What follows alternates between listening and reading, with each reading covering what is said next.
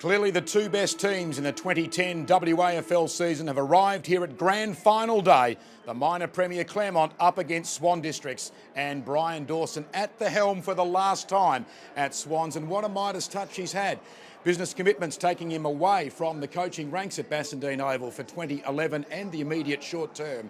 But so far, in 3 years, he's now tasting his second grand final. But it's a mountainous job today for Swan Districts. They're up against the runaway minor premier, Claremont under Simon McPhee. Well, they won 17, they lost 2, they drew 1. But of major interest today, one of the 2 losses against Swan Districts and the draw also against the black and white men from Bassendean. Thanks for your company today. It is a magnificent day for football and the showcase of the 2010 WAFL season. Well, before we go any further, let's just remind you of some of the players that have rolled out for both the teams this year and some of the highlights on the road to September and finals action for our combatants today, Claremont and Swan Districts. Ben Colreevy's gone back to the point of the centre square. He was about 30 or 40 metres away from the man on his mark. He runs to 52, but he knew what he was doing. Steers it home. It went through goalpost high, and Swan Districts have hit the front. Great goal by Colreevy. Walton flattened by Oakley Nichols, but he got the hand pass away. Murphy does well to shrug a tackle, directs the ball with the right boot cleverly onto the chest of Chidsey. Into the centre circle he goes. Rutherford has run from defence. So too Foster. He accepts the ball on the outer wing, onto the chest of Richardson. All of a sudden the Tigers starting to play with a bit of composure. Long kick from Richardson. He's got the most difficult one. He's missed some of the easy ones, but when he's called upon, he kicks his 5th. A brilliant goal, and that's just about going to get Claremont home. Knocked down from overhead in there by Jetta. Back towards the teammate Roach. High inside, off hands. Jimmy Cracker's son Andrew. Oh, wind the clock back to the 80s. Running in with a flight of the ball, Andrew Cracker stealing it out of mid-air. And he restores Swan District's 1-goal lead. Spanderman wins the tap. Foster applies the tackle. Meeks had it again, but then was dispossessed. Toe poke by Simpson. Roach has it. Gets himself out of trouble brilliantly. Now Roach is clear to kick. Drives it up to the full forward area. No mark taken by Pullman. Oh, good hand pass to Cracker by Gapin. Cracker runs into an open goal, and there's the quick reply. Ross, very close to the man on his mark. Kicked it into the man on his mark. Here's a chance. Still fuller in the pocket. Snapped by Richardson. That's one of the goals of the game. Sterling now with it. Goes towards left half forward. Poorly. It'll be a 50-metre penalty. Or will it? No. That's the most obvious 50, and he's not going to get it. I thought that would have been penalty number 10. Yeah, it is. It is. 10th 50-metre penalty, and 7 of them have gone in favour of Claremont. That must be some sort of record. 10 50-metre penalties in a league match. This to make the margin just 1 goal. It's a tight angle, but he is one of the most skilled finishers in the league this season. He has kicked 56 goals, 31. Improves the angle fractionally. High kick across the face. No, he has kicked it. 4th goal to Richardson. The margin is 6 points. And those last highlights there, the last time and only the second time that Claremont have suffered defeat. It was in round 23. It got East Perth into the top 4. But alas for the Royals, well, they didn't last long enough in finals action to be here today to try and challenge for the premiership. Just a reminder now of how the final series has unfolded thus far. East Perth were able to win the first semi to make it 7 wins in a row. They won down at Shark Park by 14 points, whilst the Tigers easily accounted for Swan Districts by 50 points at Claremont Oval to advance straight to today's grand final. It left us with the preliminary final match-up last week, a terrific crowd of over 11,000 out at Bassendean Oval, and in the end, Swan Districts able to come up with victory to the tune of 38 points to arrive here today. Yesterday we had the final here at Subiaco Oval of the Colts competition, and it was a pretty one-sided game in the end. East Fremantle powering away to beat Peel Thunder, and the man who won the Mel Winnan medal, Aidan Tropiano from East Fremantle, judged the best of field, while the curtain raiser here today, the Merv McIntosh medal, was won by Lewis Broom in a game that was tight throughout, with the Tigers eventually winning by just 12 points. Well, at half-time today, Rod Willett is going to cast an eye back on the 2010 Sandover medal. Over the last few years, it's been the traditional opener to Grand Final week, the count held on the Monday night. And let's remind you of what happened. And the names at the top very familiar for long-term followers of the WAFL. Andrew Cracker, 102 games with Richmond, and the son of Jim Cracker, the nephew of Phil, won by 8 votes from Luke Blackwell. He finished with 36 votes, the reigning best and fairest for Claremont. And he, of course, is the son of the current Claremont Colts coach and former premiership player and Carlton premiership player in Wayne Blackwell. The Bernie Naylor medal, well, despite missing a lot of the last month and a half of the season, Chad Jones made it 2 in a row, and if it hadn't been for those injuries, he certainly would have broken a century. The Rodriguez Shield, this is an award that is given when you aggregate all the points of the Colts, the League and the Reserves, and the Tigers finished on top of the ladder, minor premiers in the League and the Reserves, and they were second on the ladder in the Colts, so no surprise they won that in 2010. Who will win the Simpson medal today? One of our commentary team members, Ryan Turnbull, won 2 of them back-to-back in 2001 and 2002. And if we go through to the most recent Simpson medalist last year, Ashton Hams was rewarded with a rookie contract with the Eagles, and he made his AFL debut as a result this season. So a lot of focus today on the Simpson medal, and a rarity. We've actually got, of course, the winner and runner-up of the Sandover medal, both playing today in Cracker and Blackwell. Well, a nervous time for the coaches. For Simon McPhee at Claremont, it's been a terrific effort. He took over a club which was really down and out in the middle of last year. They may have finished 8th after he took over from Roger Kerr, but they showed promising signs. And as we know, they're the minor premiers and the favourite to win today. And Brian Dawson, 3 years at the helm at Bassendean. This is his 2nd grand final. Let's hear now from both men with one of our 2 boundary riders today. It's Rod Willett. Oh, look, mate, we've worked pretty hard, and we've trained hard, and we've won enough games to get us into this point. We'll know if we deserve it or not at 5 o'clock spin. We think we're good enough to win it, and if we play well enough, well, then we'll deserve it.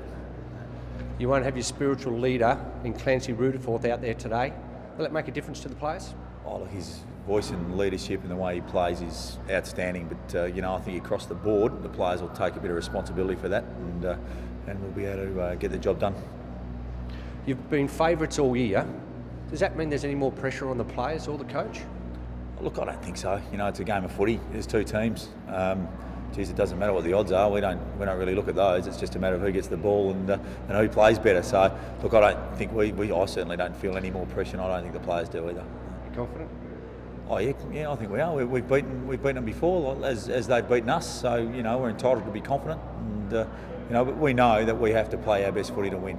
That's a given. If we don't, well then the result will be what it will be. But we're confident if we play our best footy, that we can get the job done.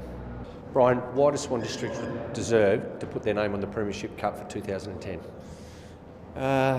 Well, I don't know if we deserve it. I'm not sure any team deserves it. You have to earn it. So I think I'd probably phrase it that way, Rod. Look, we've, I think, deserved the opportunity to be here today because we've played enough quality footy over the year to have a chance and have an opportunity. So we just got to make the most of it today, and hopefully we can do that. Your last game as coach of Swan Districts, you've been here before. Does the experience help you today? Yeah, I think it should. We're here 2 years ago and we've been in the finals for 3 years in a row. So I think all that certainly helps. We're a reasonably experienced group now and pretty seasoned in finals. So we certainly hope that counts for something today. Claremont have been the dominant side all year. Does that bother you? Oh, look, it's on the day, and the main thing is to get here, and then on the day you've got a chance. So, yeah, they've been a standout most of the year. We have beaten them, and, we certainly think we can do it again. Well, can they do it again? We'll find out in the next 3 hours or so here at Subiaco Oval. With me in commentary today, Phil Lamb and Ryan Turnbull. Between them, they've won 4 WAFL premierships. Claremont are the hot favourites, Ryan. Can you see Swans, though, sticking with them to the end and really making it a tight contest, or indeed even getting up and taking the flag? Look, I can see Swans being very competitive today, and my sort of scenario for the game would be, I think for 3 quarters they can match it with them, but that extra final will take its toll. As much as the second half they pretty much cruise through against East Perth, but I think that the the quality that Claremont have will get over the line in the end. So I think for about 3/4 they'll be very, very competitive. They have to play good, hard football on Claremont to maintain that competitiveness. But nonetheless, who knows? I mean, if they're competitive at 3/4 time, emotion can carry you through. So it's going to be a great game of football. Well, here's hoping. Let's have a look at the head-to-head record in 2010. And in round 7, Swan's able to inflict Claremont's first of 2 losses for the year by 33 points. A thriller at Bassendean in round 18, a draw. But the next 2 matches, Claremont flexed their considerable muscle as recently as a fortnight ago, getting direct route here to the grand final with a 50-point win in the second semi.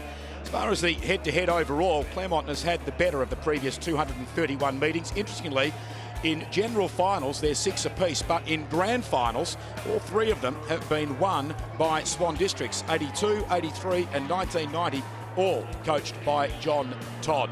In a moment, we'll have a look at the Swans lineup. Let's have a look at the Claremont lineup first of all, and well, plenty of experience, and that centre line really looks good. Yes, all in good form too, Glenn, and when you look at the goal-kicking power as well, it's pretty considerable. I think that Crawford has plenty of finals experience. This is the sort of day that someone like Jared Guignette could really jump up.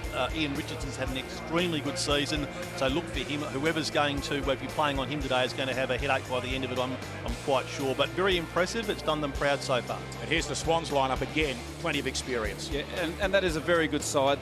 There's not too many weak links in there, and they need Spanderman to really lead from the front, from the ruck. He's got a big job against 2 quality ruckmen, and then their midfield have to apply enormous pressure in Roberts, Roach, Wolfenden, Robinson and Casserly to give their backs as much help in defence, and that is more to do with the delivery, because I think Claremont's forward line is very potent. So, and then up forward there, Hansen and Gapin really need to provide good, strong targets. We know they can kick goals. They've just got to convert them today. Here they are a moment ago, coming out onto the ground. Josh Roberts, the winner of the last 2 best and fairest in his first year as captain, having replaced Adam Lang. And they're looking for another premiership. It will only be their 7th at WAFL league level, but Claremont haven't had that much more success. They entered the competition 8 years earlier in 1926, and they're looking for flag number 11. And what a moment it would be for Simon McPhee, taking over last year as an interim coach. He's now got the job. So too down on the ground has Melissa Tranchita with the national anthem. For we are young and free, with golden soil and wealth for toil. Our home is good by sea. Our land abounds in nature's gifts, our beauty rich and rare. In history's page, let every stage advance Australia fair.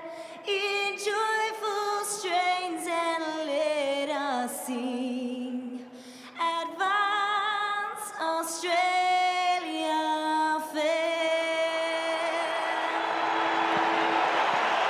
Melissa Tranchita with the national anthem. The crowd continues to build. It's gone beyond 21,000, so it looks like today we will be destined for the biggest WAFL grand final crowd in the last 8 years. So terrific to see, given that Claremont historically has not been a big drawing club. We know that Swans are. They had 11,000 at their home preliminary final last weekend when they beat East Perth. So the last preliminaries are being sorted out at the moment at both ends of the ground. The toss of the coin is being made, and Swans have won it. And they're going to kick towards the city end, I think, in the opening quarter. We'll see which way the skipper actually pointed.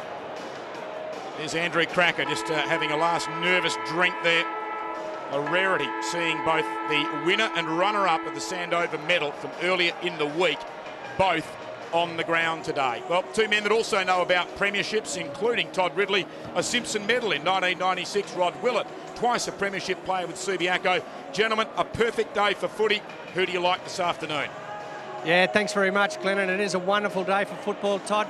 The weather's perfect and the crowd just is starting to build, and we're hoping for a crowd of around about over 22,000 this afternoon, Glenn, and it's just perfect conditions. I know in other years we've had a bit of rain and everything like that, Todd, but we also get 2 teams that are very, very close together in talent, and certainly today we're going to see who's going to get their name on the 2002 Premiership Cup. Todd, give us your thoughts. You like Claremont, is that right? I love Claremont. Rod, if Claremont don't win, I'm going to swim to Sweden and back. I think they've actually had their hand on the cup since about round 18. They've been far and away the best side. They have had a few cruel blues with Rutherford and Jones back out, but I don't think that will stop them. Their midfield is superior with Brabazon, Blackwell, Foster, Mitchell, Brown. There's a few more blokes who can go through there, and their goal-kicking power hasn't lost anything with Jones out. Still got 140 goals between Richardson, Foster, Crawford and Ninyet. So, Rod, I like Claremont, but so I should. And as I said, 21 degrees at the moment. The winds from the east-northeast about 15 kilometres an hour, so it's actually going to probably give it a 1-goal advantage to Claremont in this first quarter. But Glenn, I'm actually going to try and give Swan Districts a big chance in this game. I think they're a good unit. I think they've got a very good forward line. They've got a lot of potential up there. Hansen was just getting warmed up last week. Cole Reevy. They had Walters, another goal kicker, another midfielder, and they're certainly right up for it. It's going to start. There's going to be fireworks. We're looking forward to it. Swan Districts for me. Already a push and a shove in the middle. 3 very experienced umpires. Craig Hendry, Stuart Parry and Gavin Statham, and a free kick, Phil, already to the Tigers. Yes, it's gone against Swan Districts, those early rough tactics, as Ruck takes the free kick, kicks it towards centre-half forward, aims from behind, spoiled it. Roberts has got down there. He was involved in the initial fracas, and umpire Parry has come in to bounce it at centre-half forward for Claremont. Craig Hendry, Stuart Parry and Gavin Statham, the officiating field umpires. Now there's still another high tackle, and we're going to see a free kick, I think the way of it's Ruck again. Yeah, Lane Spanderman's just clipped him across the jaw. So 2 very, very undisciplined free kicks by Swan Districts. Now they're looking a little bit better as Walters tumbles the ball with the left boot up towards centre wing. Cole Reevy kicks the ball over the wing and in towards centre-half forward. Now there's another free kick off the ball, and it's going to go this way to Swan District. So they start to level it up a little bit. Gapin, it was probably Wilkes who was the infringer. Gapin uses the free kick, looking for Hansen, and Hansen beautifully positioned, judged it nicely, and has taken a strong chest mark. That's going to do his confidence and that of Swan Districts the world of good, Ryan. Yeah, very good mark. He led well. The only thing is he led towards the boundary line. He did have space towards the goal side, but he elected to go towards the boundary, so it's going to take a very good kick from there to get the first goal for Swans. Wind might be helping him though from where he is. So 5 goals, 3 and 2 out of bounds on the full last week, so he could have easily had a massive haul. If he gets one today, some real pressure on the Tigers. Well, as Rod said, he was just warming up last week. That game under his belt will do the world of good. He's pushed this right across the face, or has he scored? He has. First score of the 2010 Grand Final are behind to Swan Districts. I think he's still warming up, Todd. Yeah, they've got to make sure that they get these goal front opportunities on song. The hand pass comes out towards Brabazon. It came from Ruck. Got run down from behind by Casserly. Quick hand pass then by Simpson. Spanderman couldn't get a kick away. Brabazon does well to Foster. Now to Wilkes, one of many current AFL listed players, and he finds another one, Shammer. 100 gamer with Fremantle. Now he's got Lewis Stevenson, the Eagle rookie, running forward to the outer wing. He cuts inboard, delivers inside towards full forward. Ninyet, a push. Didn't get away with it. And the free kick going the way of Jetta. There's the replay. And Swans have it at full back. Yeah, it was pretty blatant, was it, as Jetta kicks the ball to half back. Enkley has taken an easy chest mark, and it'll be 50.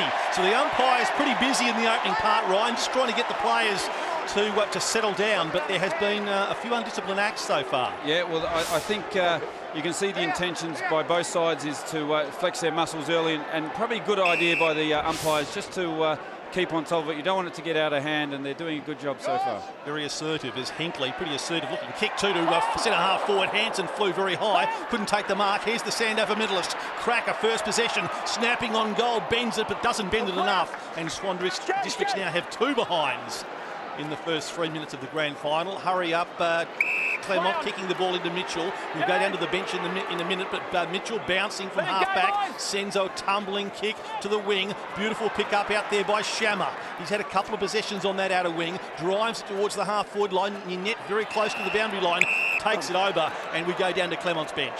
Yeah, thanks, Phil. We've got Rory Walton, Ian Rowe, Ryan Neitz and Tom Derricks all starting on the bench. And the Swans bench as the umpire has to go and fox the ball. Rod.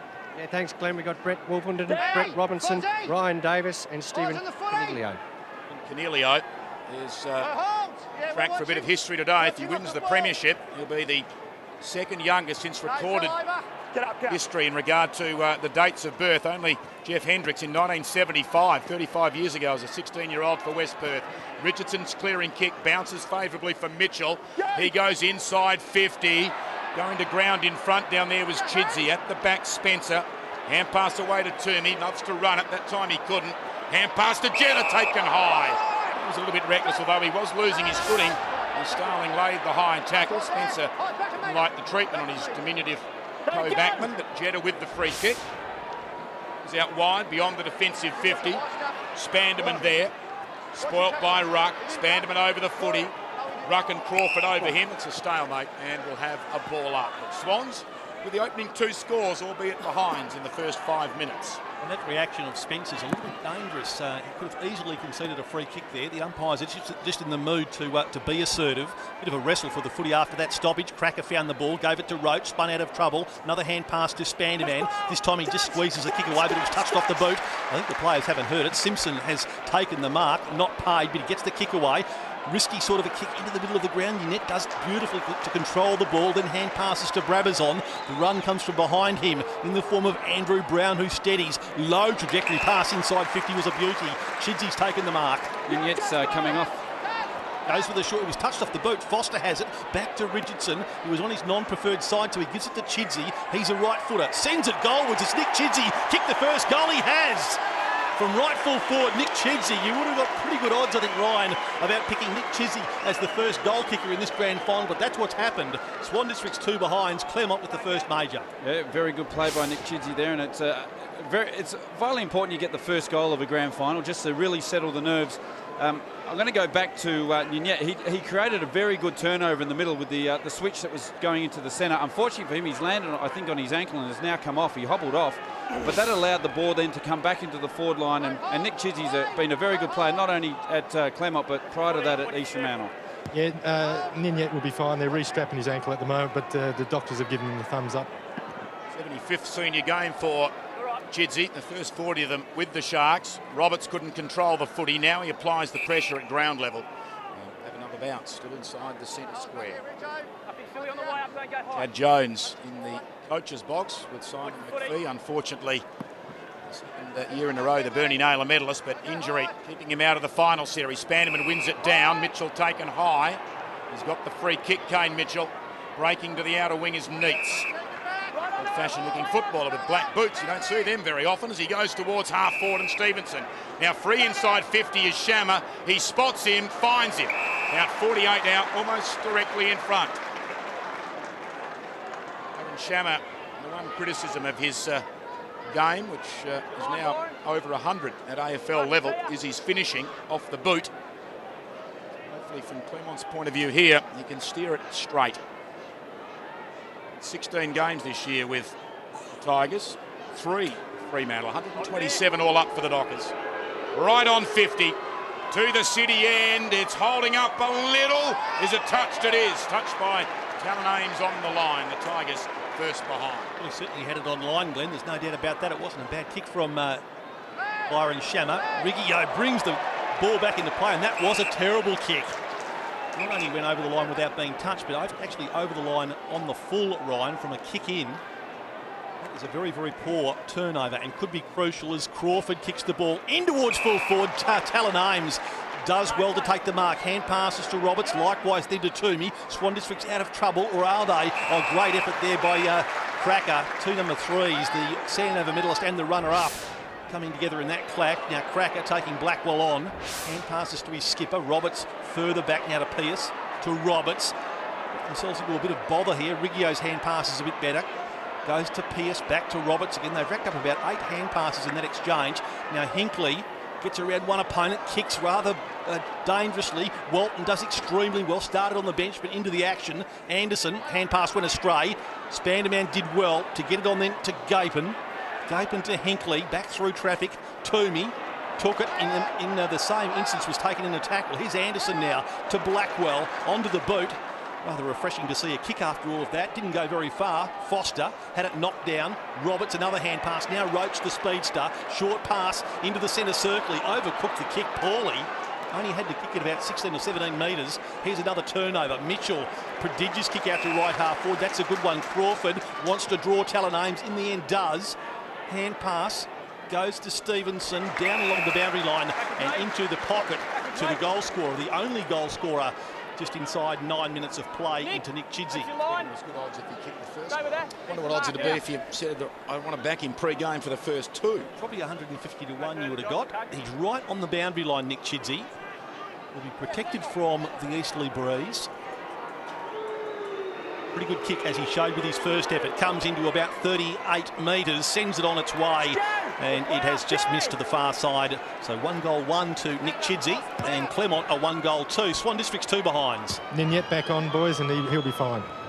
Swans need to cut down on those easy entries for Claremont into their forward line as well, boys. Clancy Pierce, who tasted some more AFL footy this year with Fremantle, goes looking for Toomey.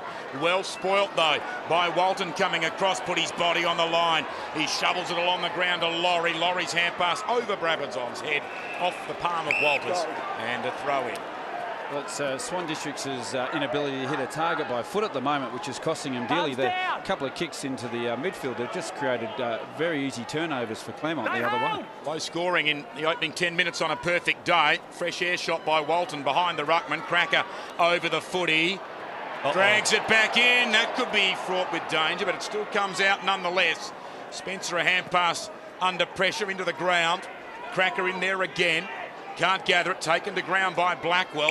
Well, it is a real rarity. You've got the Sandover medalist playing on the runner-up from earlier in the week with Cracker and Blackwell on each other. That's fantastic to see, though, Glenn, isn't it? It is. Two sons of guns, and Jimmy Cracker is here watching today. I'm sure Wayne Blackwell is. He coaches the Claremont Colts at the moment. Over the shoulder, and Talon Ames gets the ruck infringement free at centre-half back. Within a couple of spectators of 23,000, Glenn, as Ames hand passes to Roach. He's got nowhere to go forward. Riskily back. The hand pass wasn't that great. Pierce had to shrug off a would-be tackler. It goes with a low pass. Could be another turnover in the midfield, Ryan. It is. Walton gathers. Hand passes to Neitz. Now Neitz has got a bit of time and space on centre wing. Goes to the half-forward line, and Foster on the lead's taken the mark. Had a metre or so on Riggio, and it was a good finish by Neitz. Foster does well too. It's a lovely, beautifully weighted pass meant for Richardson. Roach was there, and probably Ryan Richardson could have done a little better. I mean, he looked up like to shade his eyes afterwards, so the sun might have got him in the eyes, but he really should have sort of snapped that up. It was a relatively easy chest mark. One that has gone begging, throw in at the left full forward pocket for the Tigers. City end of the ground in the first quarter. 10-2 inside 50s in favour of Claremont. Now Swan Districts will then bring it out of their defensive 50 through Cracker, and that's a good looking kick. They need more of those. He spotted up Walters at left half back. That's better. Long to Hansen. Yeah, long to Hansen on a long lead, by the way. Behind him Franz, but then he ran into a Hansen tackle. The ball goes to ground. Cole Reevy didn't take the footy, but wrapped up a Claremont player in a tackle. And that was Andrew Brown, I think, who was just swept up in that tackle and dumped over the boundary line by Cole Reevy. Former Claremont player, of course. Now a boundary throw in. Just forward of the southern wing. Ruck taps it down on the second attempt to Mitchell. He ducked his head. You can hear the umpire. And now he's going to be penalised for holding the ball. Pretty tough call, but he did duck the head. Now Cracker has got the free kick, and he's being brought around behind his mark by the umpire. Sends it to full forward. Hansen in best position to mark, and does. Almost marked it on his right shoulder, Ryan. And again, in that contest with Franz, he was able to protect the space that the ball was going to land in. It was a very good kick to his advantage. Ash Hansen averages 9 marks a game, and he's a real target for them. And on the bigger oval, I think he needs to move up a bit more. And I think it's evident because when they're coming out of the back line, he's too far back. Yeah. They need a real good target across half forward. Second shot from, again, a very, very difficult angle, and he has really thumped that into the right-hand goal post. So another miss to Ash Hansen, another miss to Swan Districts. They're 3 behinds. Claremont a 1-2. Long kicking to play for Claremont, and it has found Ryan Neitz.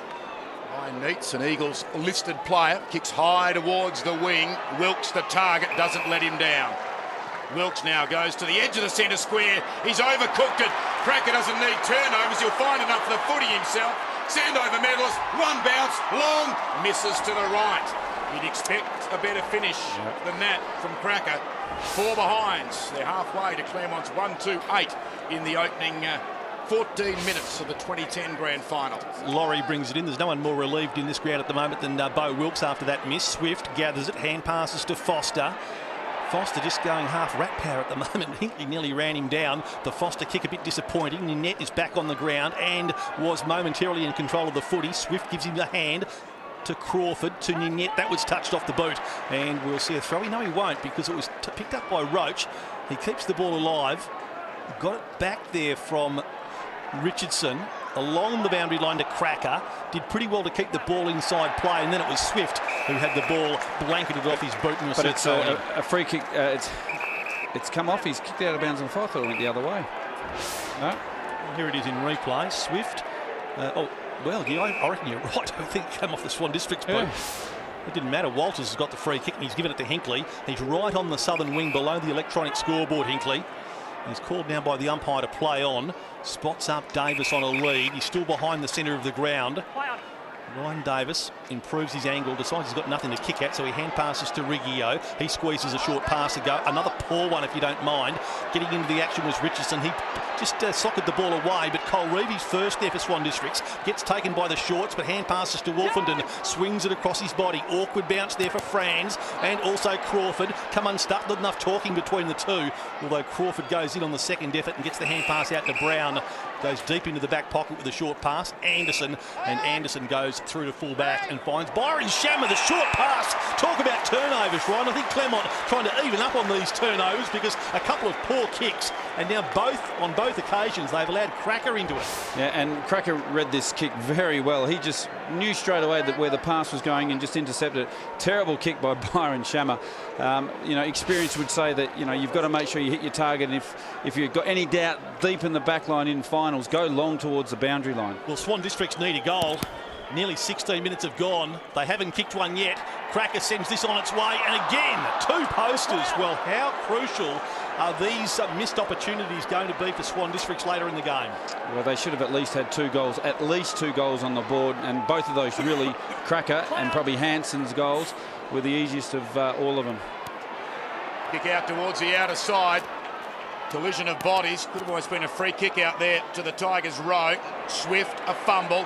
His hand pass stolen by a former Tiger. Cole Reevy straightens up. 45 out.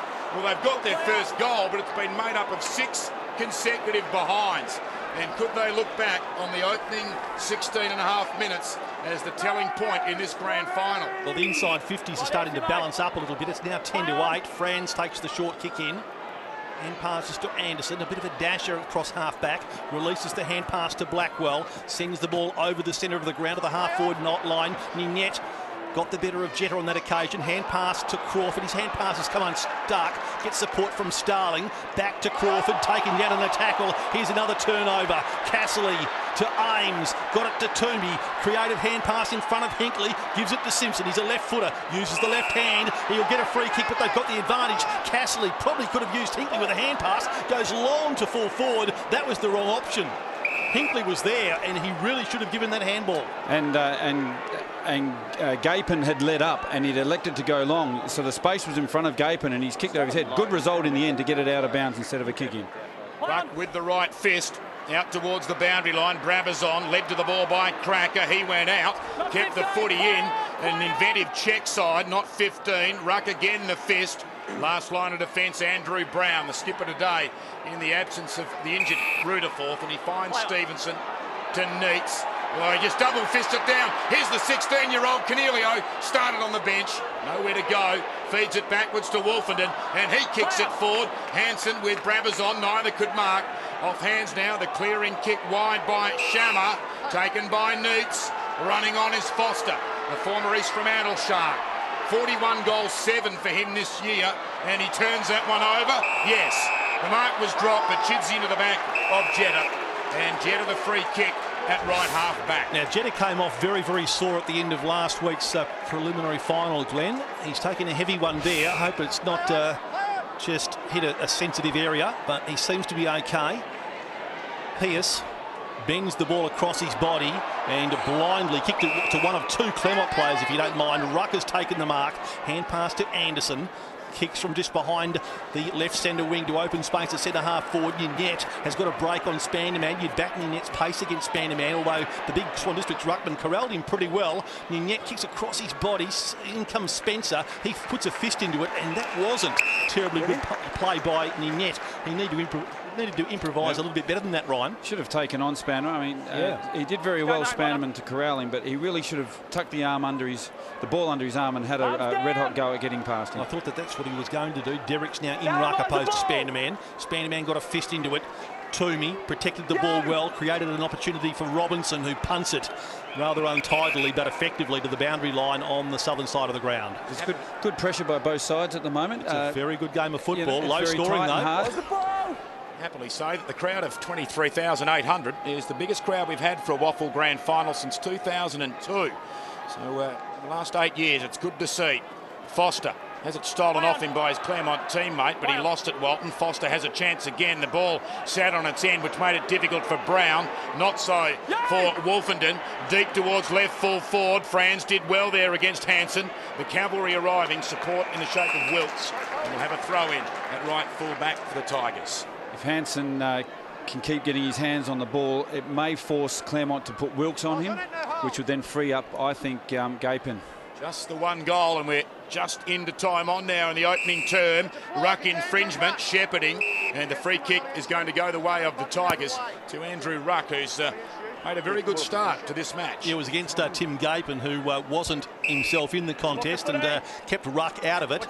He swings the ball across from pocket to pocket, and Anderson almost treks back to the goal line, sends the kick down the corridor pretty well. Bit dangerous. They were outnumbered 2-1. Laurie was a good contest in the air, and then Rowe fed a hand pass to Brabazon. A give and run by Brabazon, but now it's Neitz, a pretty good runner himself, runs down the left centre wing. Two bounces. Neitz steadies, kicks to the half forward line. Putting a hand up there was Derricks. Did well on the second effort. The big man thumps the right boot into it to full forward. Ames outnumbered 2 or 3-1. Chidsy's the only goal scorer. Improves the angle and finds Shammer. Now Shammer will have another shot at goal, or will he? No, he doesn't like his chances. Kicks to Richardson, and you'd like his chances from there. He's marked about 47 metres out from goal, and well, pretty much directly in front of a player of his goal-kicking prowess. Ryan shouldn't have any trouble from there. No, he's a wonderful kicker of the football.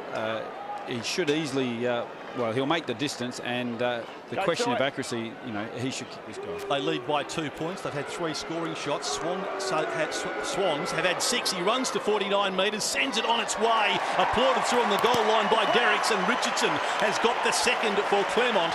And in a way, Ryan, you'd think it's almost against the run of play, because Swan Districts have just had plenty of the ball over the last 7 or 8 minutes, but couldn't convert.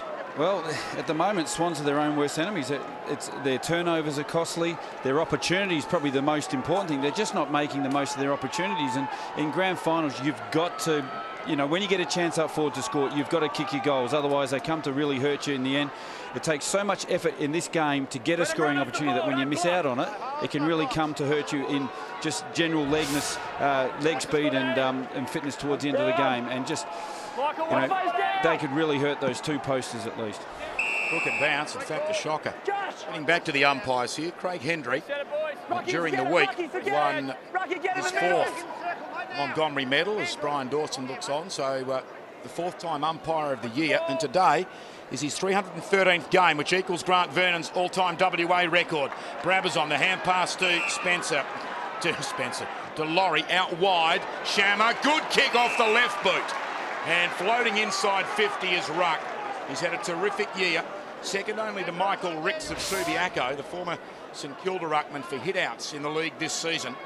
But he's also picked up plenty of possessions, and near the end of the season started to become a reliable goal scorer. Kicked 3 against Swans, in fact, in round 21, and followed up with 3 the following week in the penultimate round against the Falcons. Outside 50, that's way off the side of the boot. Pack flies and Derricks. An uncontested mark in the end. He read the ball as it slew off the outside of the boot and has taken the uncontested mark, and it's surely a question here only of accuracy, because he's going to kick from only about 15 to 20 metres out. We see in replay there Both Spencer and Pearce chatting with each other after neither tried to affect the spoil. He gets nowhere near the man on the mark.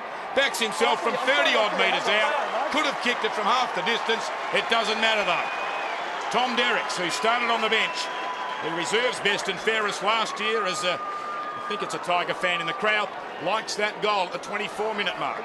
Well, it's been a very good move by Claremont to put their resting ruckman, Derricks, up forward.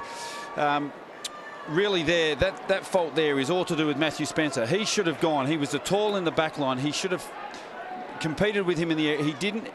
You know, they pointed fingers at each other, but being the tallest player down there, he should have gone for that contest.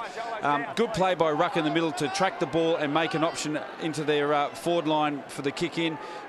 Great combination, probably one of the best combinations for the Rucks in the WAFL. And the bounce, well, it was allowed to... back. It wasn't called back as Crawford tears in from the offensive side of the square, took possession, lovely hand pass to Stevenson. He kicks over the top of Shammer's head, diving to, well, going to his knees at least with Starling. Hand pass to Shammer, bowled over. He tried to knock it to advantage, but it was picked up by Riggio. Now Riggio hand passes to Roach, a real floater off the boot, but it found Robinson in the middle of the ground. Hand passes now to Davis. Forward goes Swan Districts. Lovely kick from Davis onto the chest of a leading Hanson. He's working hard, but he only has 2 behinds to his credit at the moment.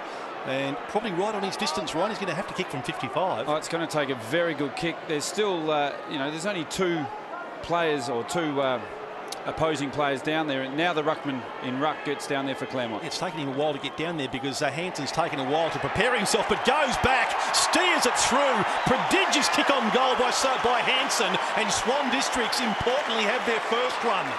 1 goal, 6 Swans. Claremont 3 goals, 2, 20. The margin 8 points, but that really is going to give them some confidence. And it was importantly, Ryan, a good passage of play down the middle of the ground where they used the ball much better. It was, and Hanson led up the middle through the corridor, which, you know, that there is just perfect. That's textbook football. You get out of the defence, you run it back through the middle. Every time they've done that prior to this, they've turned it over right in the centre square and created another scoring opportunity for Claremont. This time they got through. Hanson on the burst up the middle makes it as easy an option having a shot on goal than his previous 2, and converts. So a much needed goal, not only for Swans but also for Hanson's confidence. Ruck resting up forward now. Into the ruck goes Derricks. Crawford, the hand pass away. Little kick forward there by Walton. Not great, but the Tigers may still win the day. No, Jetta gathers. Collard. Crawford intercepts the hand pass, gives it off, gathered off the ground by Tommy Swift, left foot, missing on the run from 30. So behind to the Tigers to extend their lead to 9 points. Going back to Ash Hanson, boys, he should know this ground better than anybody. He trains and played on it probably more than any other player. Well, he knows how to kick them from a long way out at centre-half forward spin, because that was a fantastic kick as Pearce uses it short in from the goal square to find Hinkley. Last 2 centre clearances have been won by Crawford coming in from the front of the centre square, Ryan. So Swans are going to have to watch that as Hinkley uses his 20 seconds, goes with a high roost up towards the half-back line through the hands of Derricks. Could be costly because Cracker's just lurking at the back of the pack. Clever little inboard kick, just didn't quite find Cornelio the target. Walton flipped a hand pass over his head to Brown, who then slips over, gets the hand pass back to Rory Walton, chips it short. Plenty of elevation in it, and camping underneath it was Blackwell, the runner-up in this year's Sandover medal. Luke Blackwell, winner of the Simpson medal in the state game earlier this year. Pearce doing the spoiling. Swift, a hand pass to Richardson on his non-preferred foot. Does pretty well, though, to kick it into the pocket. Ames goes back. Well, it could have been paid the mark or a free kick. Walton with the crumbs. Swan District supporters didn't like it. Crawford now gets the crumbs and completely miscues. Did he try to dribble it through? So. Or did he miscue? I'm not too sure, but if he tried to dribble it... I would have paid that as a mark to Talon Ames. Well, gee, Talon Ames could, well, he could count himself pretty unlucky as we see Jetta receiving a very, very solid one. That's not for the first time this afternoon. He's copped a couple. Boundary throw in from behind. Ruck wins it down. Foster back to goal. So hand passes to Mitchell. They're outside 50. Hand pass picked up by Davis. Intercepted, though, by Laurie with strength. Noel then knocked away by Riggio out towards the boundary. Swans had the numbers. Gee, Foster was easily bumped the ground by Roberts. Opened the path for Wolfenden. After a bounce goes to Hanson. Franz, a good spoil, leaning around and thumping it out of play. Cracker coming off for his first spell, being replaced by Cole Reevy. You see Wolfenden riding the lorry bump there as he kicked it downfield, but Franz a very good spoil as Hanson now's trekked all the way back to right full forward. Spanderman wins it down. Davis is there. Siren sounds. Pretty short quarter in modern day terms. 28 minutes 25, although in fairness we only had 4 goals, but 3 of them going the way of the minor premier. And as a result, Claremont, the pre-match favourite, leads at quarter time in the 2010 WAFL Grand Final by 9 points.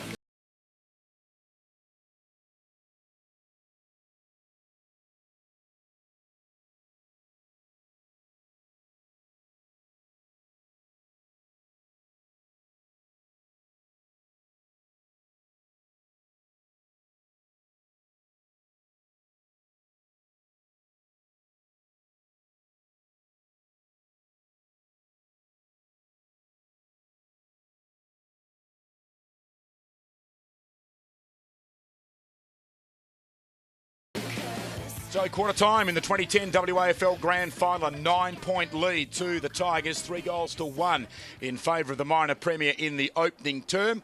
Fairly spirited at quarter time. Lane Spanderman got a bit lost, Ryan, and started to walk through the Claremont huddle, and Bo Wilkes decided he'd almost escort him all the way through towards the Swans huddle. But it was a good first quarter, tight, perhaps some nervous errors, but Swan 6 consecutive behinds, including 2 posters. And I mean, that shot on the run, for example, by the Sandover medalist Cracker, you'd normally expect him to kick that. Yeah, you would do. A lot of nervous energy out there at the moment, and I think, you know, Swan's intention early on was to try and ruffle up Tigers and get sort of a bit of physical pressure. We know that history, you know, when you look back at history against these sides, every time Swans win, they play a good man-on-man football, and they are doing that very well. But as you said, Glenn, it is those 6 points which is proving costly for them so far, and a couple of turnovers in the middle, you know, just missed little chip kicks which have allowed Claremont to go back into their forward 50. Great game of football, very spirited, both sides going flat out at it, and it's a really good spectacle for WAFL football. Certainly is, and the crowd now up near 24,200, so as we said, it's the best crowd for a WAFL Grand Final since 2002, and given that Claremont traditionally is not a very big drawing club, it's a great turnout, but mind you, the conditions are perfect. Let's have a look at the goal scorers to quarter time in this year's Grand Final. And on the right of screen there, Ash Hansen had some opportunities, 2 behinds, the second hitting the goalpost from tight angles at left full forward before he got their only goal at the 25-minute mark. The Tigers getting their first through Chidsey 6 minutes in, followed in quick succession by Richardson at the 22-minute mark, and then the ruckman Tom Derricks resting up forward at the 24-minute mark. Byron Shammer, very prominent early, so too David Crawford with 9 disposals. Anderson, who's pretty new to the Claremont lineup, playing just his 14th game, recruited from the West Coast Junior Club, having a good first quarter. So too Foster. Ruck was in the ruck and also doing well around the ground. And Chidsey, the first goal scorer, and he picked up 4 kicks in the opening quarter. For Swan Districts, well, no surprises there. The man who won this year's Sandover medal and averages 27 disposals a game. Cracker with 2 marks, 10 kicks, and some errant kicking for him, unfortunately. Hansen 1 goal, 2. Hinkley, Roach doing some good things, and Ryan Davis starting the game on the bench but picking up 4 disposals when he came onto the ground. Interesting, Josh Roberts 5 disposals. They've all been by hand. Let's have a look at the aggregate stats now for these teams at quarter time, and you can see that Claremont have had 24 more disposals, 12 more marks. The centre breaks is interesting, 5-0 in favour of the Tigers. The inside 50s, 16-10. So Claremont favoured by the numbers and favoured at the moment, Ryan, on the scoreboard as well. Yeah, they are, and everything suggests that, you know, they are the better side out there at the moment. You know, Swans are giving it all, but it's that reward for effort. The beauty about Claremont's side is that with Derricks up forward, it gives them that extra tour. They can take him off and then have a smaller player, whereas Swans don't have that flexibility. Well, let's go down to the Claremont huddle. Phil Matera knew about kicking goals on this ground, but he's not too happy, I don't think, with the Claremont forwards at quarter time. No, he wasn't. You're with him. I need you to next, he needs to be coming up leading, so he can't be found too deep. Get me? Because when they're coming out of the duck, when they're coming off the wing, they're looking up, we've got no one to kick to, right? So there you go, looking up and no one to kick to. So he wants them to be a bit smarter down there, not just all leading up the ground.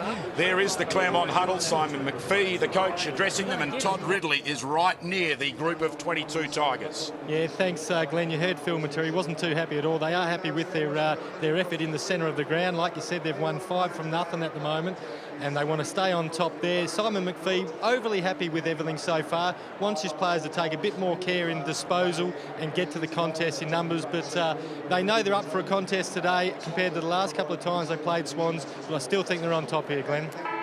Thanks a lot, Todd. Well, Byron Shammer, we saw, was prominent in the first quarter, and he got back into Fremantle's list in the second half of the year, played some footy. He'd be looking for a big game today, Ryan, to remind Mark Harvey of his abilities. Yeah, well, I mean, it's an important week coming up soon in AFL Trade Week, and you just don't know what they might do with Byron Shammer.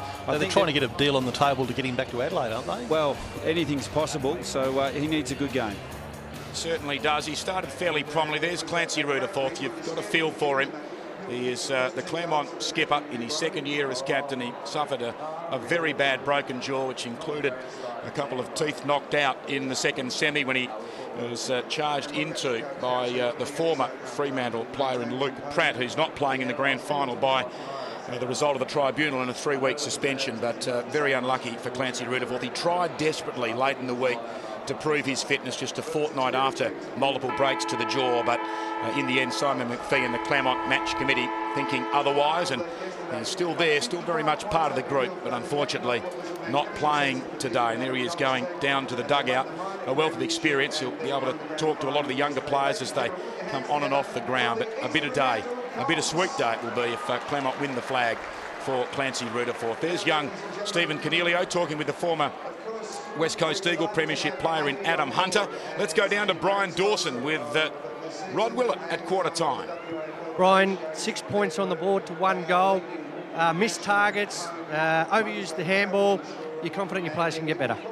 Oh yeah, look, we had 7 shots on goal. We should have had a couple more goals, so you know we just didn't make the most of our chances, but at least we created them, so there's positives in that. We just got to finish the game off better. We've missed a few targets midfield, which could have really set us up, so maybe a couple of nerves early, but we just got to settle and get on with it. You've gone in with 1 ruckman against Claremont's 2. That's not a problem for you at the moment? Oh, well, look, it's the way we structure up, so we've got to make the best of it. We've got a couple of things in mind that we'll try, so, it's just the way we are. Thanks, Brian. What a great day's entertainment for the crowd here. Not only terrific footy, but they've got Russell Wolfe entertaining them on the PA and the big screen at each break. Ball bounced back in the middle, one down by Ruck, straight down the throat of Brabazon, the former Sydney Swan. Touches it down once. Not the best looking kick, but it has the desired result. Richardson marking on his chest. He got a goal in the opening quarter for the Tigers, 59 for the season. And as we see him there in replay, just getting away from Richardson on the lead. Richardson, a pair of them playing on one another, getting a hand on it. Spencer at the back. Rory Walton gathers and with a check side gets the goal for the Tigers inside 55 seconds of the start of the second quarter. Well, just amazing. 2 loose Claremont players behind the contest there. The Swan players all went for the ball, which, that's good commitment, but you still need some awareness. You need to know who's going up, goes over the back. Should have been a spoil there by Spencer. And look, 2 players running onto it, and Rory Walton on the outside of his boot kicks a good goal. Good start by Claremont. Just a bad mistake by Spencer. And it was another telling centre clearance too by the Tigers. Brabazon flashed through and made his presence felt. So Swan Districts certainly wouldn't have had it in their plan at quarter time to concede such an early goal.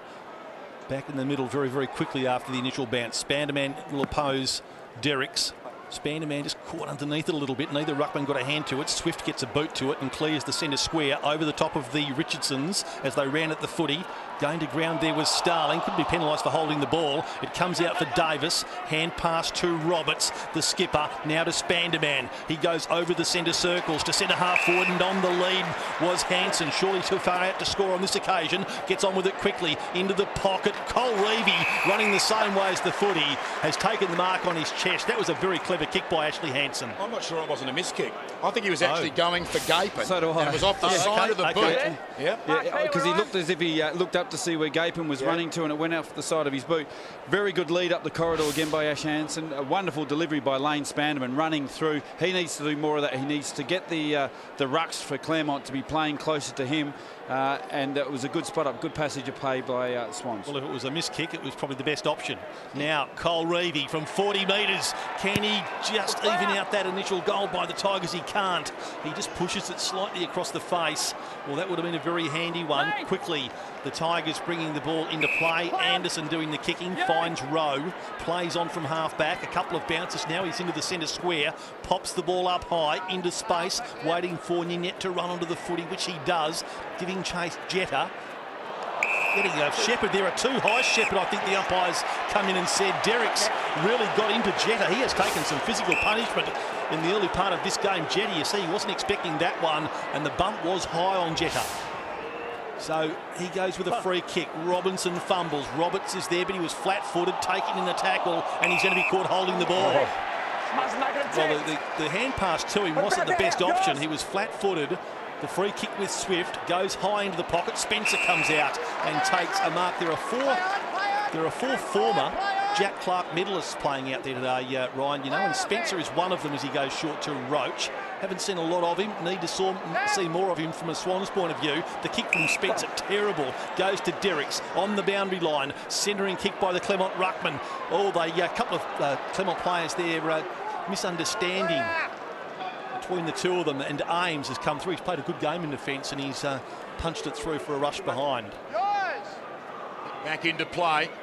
Ryan Davis confronted by Mitchell, and he takes the ball out. So a good win there in the end for the Tigers. Davis not happy. Now, you're supposed to ask me who the others are. Who are the others? Matthew Spencer, Andrew Ruck, Ryan Brabazon and Ian Richardson, all won in consecutive years. Thanks for asking. Davis, it's a pleasure. Davis, the free kick. He's gone backwards. Roach into the path here of Clancy Pearce. The ground opens up in front of him, takes a bounce. Ninette is quick. He's closed him down, moving like a whippet. Mind you, he's built like one as well. Pearce's kick over the head of Hanson, but he's got the best recovery. Confronted by Wilkes, bounces the hand pass to Robinson. Over the top he goes. Should be a goal. Walters nails it. Great hand pass by Hanson. It was indeed. So all of a sudden the margin back to what it was at quarter time. 9 points in favour of the Tigers. Michael Walters had a very good end of the season at AFL level with Fremantle, and a good goal there. At the moment, to my liking, Ash Hanson's almost the most important player for Swan Districts. He's straightening them up. He's giving him a target, like good long lead there. As much as he didn't get it, he recovered well. He could see he wasn't going to mark it, so he stopped to get under the ball and recovered well. And, you know, good follow-up by the Swan Districts players. But, you know, working very hard. They're one-dimensional. Wilkes has got hold of Gapin at the moment. Gapin's nowhere. He can't get near the ball. And at the moment, Swans has just got to keep going through Hanson. Ruck beaten by Spanderman. Tried to tap it down to Cracker, who couldn't get his hands on the footy. Blackwell flips the ball out. Walton has it. He lays the hand pass off to Brabazon. Well, he couldn't take it, but Swift was there for him. Now he wants to draw a player. Gets it to Brabazon, now gets it back, taken in a Roberts tackle. What a brilliant tackle by Roberts. Probably should have been rewarded. The ball spills for Roach. Cracker, now Spanderman fends off Richardson. Hand passes back to Cracker. A bit of the fit of the fumbles, but got a hand pass into the knee of Mitchell, who follows up. He hand passes to Walton. Untidy play, but the player's working very hard. And Jetta has taken some physical punishment, but he judged that to a nicety. Luckily, what happened there with Shammer, Cole Reevy, looked as though he was going to be outpointed. Gets it off to Casserly, who we haven't seen a lot of. He drives the ball out in front of Robinson. Well, it sat up for him, but ricochets off his hands. A bit of a fumble there. A couple of players, including Cracker, fumbling. 6 minutes have gone in the second quarter, and you'd think those initial nerves would have just about expired from the players of both sides. Boundary throw in on the southern wing. Spanderman and Ruck over the back. Spanderman clean possession to the Sandover medalist. Cracker, the long stand start. Drop punt, great mark. Walters, telescopic arms, inside 50. Gapin's free. Great half volley pickup across the body from 40. He's pulled it too much. Hanson couldn't take the mark. He's going to have a couple of beat on the ground. Hand passed it away. May have been grabbed then by Franz. Lucky not to give away a free kick there, the Tigers. He was. Very well done, because he's stymied two opponents there, Hanson, Franz and Wilkes. We see here that tackle lingered after he'd hand passed it away. And that one was high. Yeah, maybe the umpire said, fair enough, 15 all. Mitchell, hand passes beyond the defensive 50. Roberts, the skipper, can't gather first attempt. Over the footy now with Foster of Claremont. Hand pass by Roach, stolen by Crawford. Hand passes to Mitchell. His kick flirts with the boundary line, but it's okay. Marked by Shammer. He goes to Ninyat, sat in the air too long. Oh, good blind turn. Jetta spun away from the would-be tackle of Richardson. Hand passes to Pearce. They've got players now breaking towards the outer side. Pearce a 4th bounce. Needs to try and straighten up. A 5th bounce. Heading towards the Little League goals on the southern wing. Now he eventually goes long. Hansen has 2 to beat again. Ruck flew in front, couldn't mark. Coming out, Walters can't control it. And a boundary throw in on the 50 or thereabouts. The Swans at right full forward. As much as he had time and space, Clancy Pearce, the bounce was probably the worst thing he did, because he had players on the lead. He had to look up opposed to having a bounce. And the moment he had a couple of bounces, they were all out of position. They got out of it pretty well. Toomey doing some ruck work, comes down with the footy. Now he's lost it. Or Hinkley gathers it, breaks away from the stoppage, kicks it goalwards and kicks truly. While Swan District's getting the upper hand in the grand final of 2010. Took them a fair while to make an impact on the scoreboard. Just 1 goal 6 at quarter time. They've moved on to 3 goals 7. And by doing that, Ryan have got to within 3 points of Claremont. 4-4-28 the Tigers. Yeah, just good pressure there. He just read the ball and worked on through. And that's Coniglio, is it? I thought it was it? I thought it was Hinkley. Let's have a look at it. Coniglio, boys. It's Coniglio. Coniglio, I beg your pardon. I thought it was Hinkley. Well done. And it's the first back-to-back goals for Swan District, so vitally important that they've now managed to get 2 goals in a row. And a 16-year-old kicking the goal there, Stephen Coniglio. He's only rolling out in his 5th game of league footy from the bounce. No one can come away with it at the moment. They still can't, so we'll have another ball up. Ryan Brabber's on there, easily distinguished by the mop of blonde hair. Fancy to be one of many Claremont players that will come under the eye of the scouts in the next few months. He did go to Sydney for a little while, and he's on the end of it again as it was tapped down by Stevenson. He can do nothing with it. Fighting for it on the ground was Cracker. Now Claremont get it. The kick out wide by Blackwell. Haven't seen a lot of the best and fairest and runner-up in the Sandover. Well done, Riggio. Pulled the kick back. Not so well. Coniglio dropped the mark. Now Foster to Chidsey. Off it to the run of Mitchell. Mitchell to half forward. Over the back, Spencer gets the kind bounce. Hand passes to Cracker. Gets away from Derricks. Gives it to Ames. Needs to hurry. Does. Kick floats over the head here of Pearce. With him, Brabber's on. And in the end, are more interested in each other than the footy, although neither was going to get it anyway. And it's a throw in on the northern wing. He's a powerfully built player. Clancy Pearce, isn't he? Yep. And good contest by Clancy Pearce so far. It has been. Brad on after that exchange came off, Swift on, so the rotations are happening. Again at the stoppage it was Toomey, but he's beaten to it on this occasion by Walton, who cleared the area all right and nearly cleared the field. Bounced just inside the white line. Spanderman seems intent to try and whack the ball as far forward as possible. Every time there's a stoppage, he's not trying to place it to any teammate's advantage, just trying to hit it forward. And I'm not sure whether that's playing into Claremont's hands, because the Swans aren't capitalising on it at all. He has another opportunity. Neither he nor Ruck were able to get a hand to it. Walton roads it cleverly. Hand passes to Stevenson. He had just dropped off the back of the pack and kicks on goal. That is wayward. It's gone over the line and out of bounds on the full. So the ball back into the hands of Swan District's Clancy Pearce. Will take the free kick. Glorious conditions, still that easterly breeze. I think we're going to have it all day as Pearce goes very, very short. Just brings it out of the shadows and finds Josh Roberts. Just indicating that he wants to hug the boundary line, but he continues to look for options. He's now called to play on by the umpire. Gets around Crawford adequately. Hand passes now to Coniglio. Shows a bit of dash, Coniglio, as he did at the other end of the ground and when he goaled a moment ago. This is Hinkley at centre half back. Continues across the ground. Spencer's run off defence for him. He's taken Derricks with him. Bad bounce for both. Spencer has another chance, but he runs into a pretty good tackle there from Andrew Brown. And the ball has, it's been wrestled over the line by those two players. It's a fairly sizable unit, Matthew Spencer. Played with Geelong 2 games back in 2006, but he's one of the biggest men as far as bulk is concerned in this grand final. One down there by Derricks. The hand pass shot out by Gapin. Hinkley soccers it along the ground up towards the 50. Walters can't keep it in play. Michael Walters, who had a terrific last month of the season. He was finally recalled to the Dockers lineup, and he played some very good games. A lively small forward as the ball's tossed in. Whistle on play. Free kick going the way of Cracker, infringed or held off the ball. So the Sandover medalist has it. The lead coming from Spanderman out of the goal square, zigzagging the big ruckman. That's ignored. Cracker loads up with the spiral. It's going to the right off the chest of Wilkes, running and meeting it. Full-chested though in defence is Brown. Skipper for the day. Marked low down by Chidsey on the defensive 50. Comes out looking for Richardson.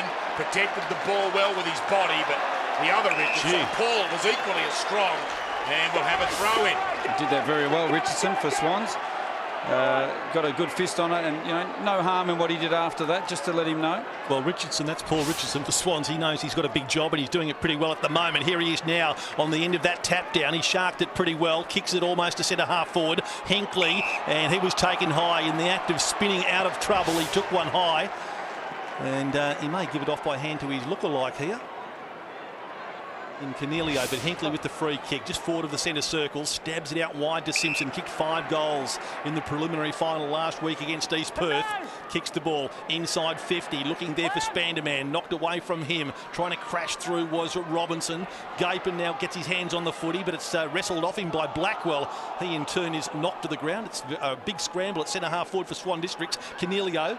Now Robinson again. Roberts does well to fend off one tackle. Kicks it up very, very high. Andrew Brown camping underneath it. Spoiled by his own man in the end. Simpson knocks it out for Cornelio. He breaks clear. Can he kick a second goal? Onto the left boot, if you don't mind. The young man, has he ever got a future?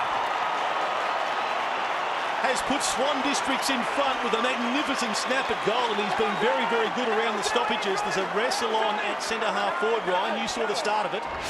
Yeah, a bit of pushing shove down here. Well done by Cornelio here. He just went hard at the ball, got underneath the incoming tackler. Bo Wilkes, a bit of awareness down there by the Claremont players was needed, because they actually spoiled each other, which allowed this man to rove the pack. And 3 in a row. They're on fire at the moment, Swans, and now they've hit the lead. Looking to end a 20-year drought. Their last premiership, 1990. Who did they beat? Claremont. So they're on song at the moment, having trailed by 9 points at quarter time and as much as 15 early in this term. The umpire's having a few problems. No ruckman in the middle for Claremont too, I think you can see there. Now that is interesting.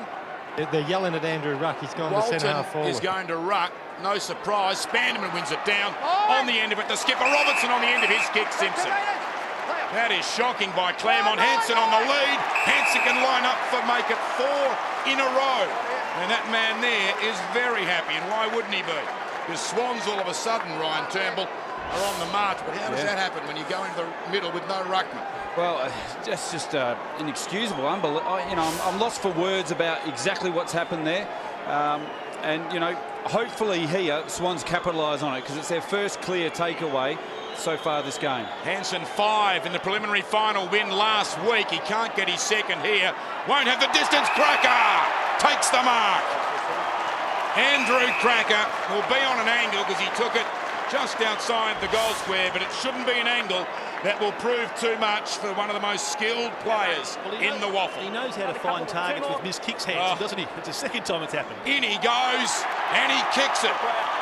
From 15 points down early in the term, Swans come the 16-minute mark are 9 points up. Cracker now 1-3 this afternoon. Amazing the number of uncontested marks that have pretty much occurred in both teams' forward lines. Andrew Cracker, you watch here, his opponent just stopped. You've got to run with your man. You've got to stick on him deep in defence and run with him the whole way. And he just thought, no, my teammate will do it. And I'm sure we'll see there he is. His dad there will be absolutely delighted with the way his young son's gone about his game so far. Yes, a very happy Jimmy Cracker. Played in a premiership side for Claremont in 1981, and here goes the son of the gun. Wins another clearance to Hinkley. Hand pass to Simpson. Well, it didn't get to him on the full. He gets a workman-like hand pass to Cornelio, having a big impact. Roach gets a hand pass now to Spencer. He puts the right boot into it. Hansen from behind flew spectacularly. Cornelio had the footy. That could have been holding the ball. Anderson got it off to Nates, or I think it was Nates, yeah. Now Blackwell, and up towards the centre wing, Starling. He lost the ball in flight there for a moment, and Spencer had it taken off him by Blackwell. I think Spencer might have thought it had gone over the line. Now Crawford fended off one tackler, then gets a hand pass into space. Roberts, with his strength of body, tried to get a hand pass away. Well, it was an errant hand pass in the end, and I think a ball in might be a pretty good result here for Swan Districts. The crowd really getting into this match. And speaking of the crowd, Ryan, 24,501 recorded at this point of time. Good crowd, and they should be enjoying this game. Swans have got their tails up at the moment. They're going flat out at every contest. And Claremont need to settle. Yep, and it's a very pro-Swans crowd. We heard that when Claremont ran onto the ground, the boos. Cracker rides the bump, kicks to the outer wing. Neats gathers with the one hand. Back along the boundary line. Swans queuing up. Roberts in the end takes the mark. Pops it out wide, almost too far, but Pearce able to mark on the stretch. Terrific quarter for Swans. They could find only one goal in the first term. They found 4 unanswered goals here. We're at the 18.5-minute mark. Not sure about the wisdom of that. Pearce gives it off to his captain in Roberts, and then it's intercepted. Brown kicks forward. Awkward bounce for Foster. Tried to slap it over his head. Crawford is there. Was he taken high? Umpire says holding the ball. Free kick, no advantage. Riggio wanted to go on with it, but he'll have to go back. It wasn't Crawford. Starling. Gang tackle. You could argue that there was advantage. Yeah. Cullen Ames has started this game very well. Ames low, Davis, the half volley pickup. Roberts will give it back to him.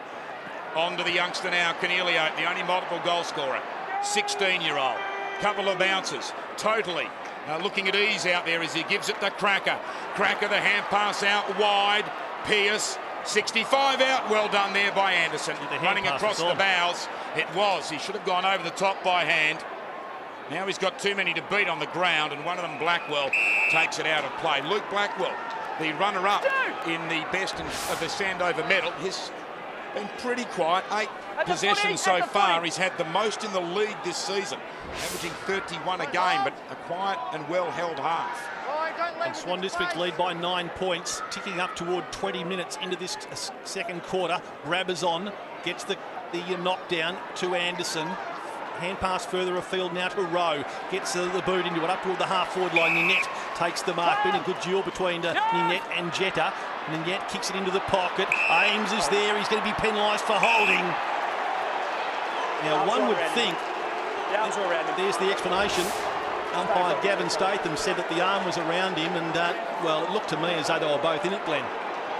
Yeah, it didn't look like he had a real good grab on a jumper. He just had his arm hooked around him. But Foster did it very well. He just sort of leant into him to ensure that the umpire could see that it looked like he was being held back from going for the ball. And this season, 41 goals, 7. Yeah, he's a very, very good kick at goal. Andrew Foster, been a reliable source of goal all year. Comes in and he's threaded it through. Very good goal by the Tigers. And I think I made the comment earlier on in the game, Ryan, that goal too coming against the run of play, because Claremont have had the upper hand, no doubt about that. Free kick has resulted in a Foster goal for the Tigers. Yeah, and Ninette has been pretty important for him going forward. He seems to be a really good target across half forward. There's the free kick. Look, I actually don't think it was there.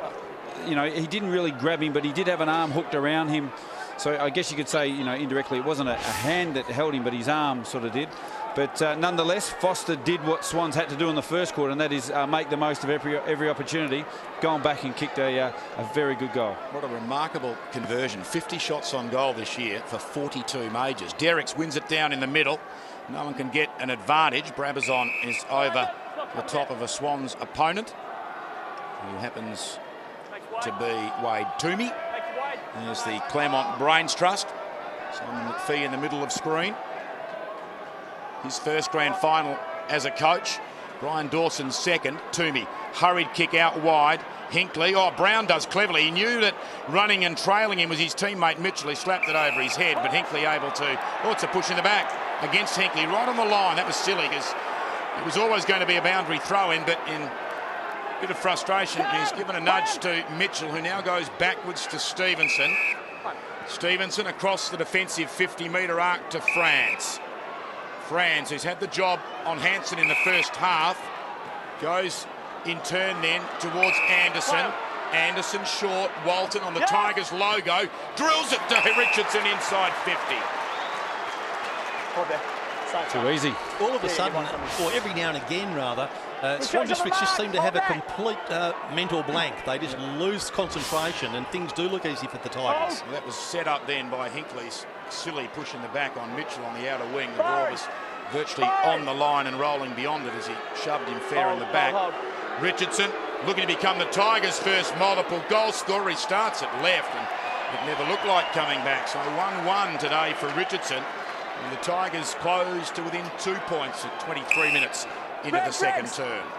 A couple of footies on the ground, so Riggio just has to just hold the footy in the goal square for a moment. Now he goes into the pocket, deep. Pearce is there in the shadows. Short. Casserly has taken the mark. They're hugging the boundary line, Swan Districts. He's looking across for the switch. Roach is a very short option for him. He wants to go longer than that. Doesn't kick it at all well. Made very, very poor contact. Shammer has the footy. Hand pass missed its mark. Wolfenden then gets it off to Cracker. Tumbles it up towards the centre wing. Beautiful pick up on the first bounce by Hanson. Hand pass to Spanderman. Now to Walters with pace and skill. His hand pass doesn't hit a target, but running onto it, Robinson. He gives it now to Davis. Scoring chance coming up here for Swan Districts. Keeps it low. Kicks it through the goal square. Cole Reevy and Mitchell running at the footy. And the ball too elusive. It's gone over the line and out of bounds. Right full forward pocket for Swan Districts, and Cole Reevy just, well, raising the hands and saying what might have been. Probably wanted better delivery than he got at that stage. 24 minutes gone, second term. They're still continuing to struggle with their skills, aren't they, Swan Districts? No excuses with the weather. Off the shoulder of Derricks. Davis is there. Wriggles out of a tackle. His kick goes to a nest of Tigers. Laurie, one of them, by hand to Brown. Signals he wants to dob it long. He follows up with a big kick into the path of Shammer. Shammer waiting for it to bounce kindly. Mown down from behind well by Walters. Ball in dispute on the wing. Pack over it. The umpire will ball it up. And a useless stat about today. Well, not totally useless, but in you see the tackle there on Shammer by Walters. Today is actually the 9,000th game of WAFL football. As the ball is back in motion.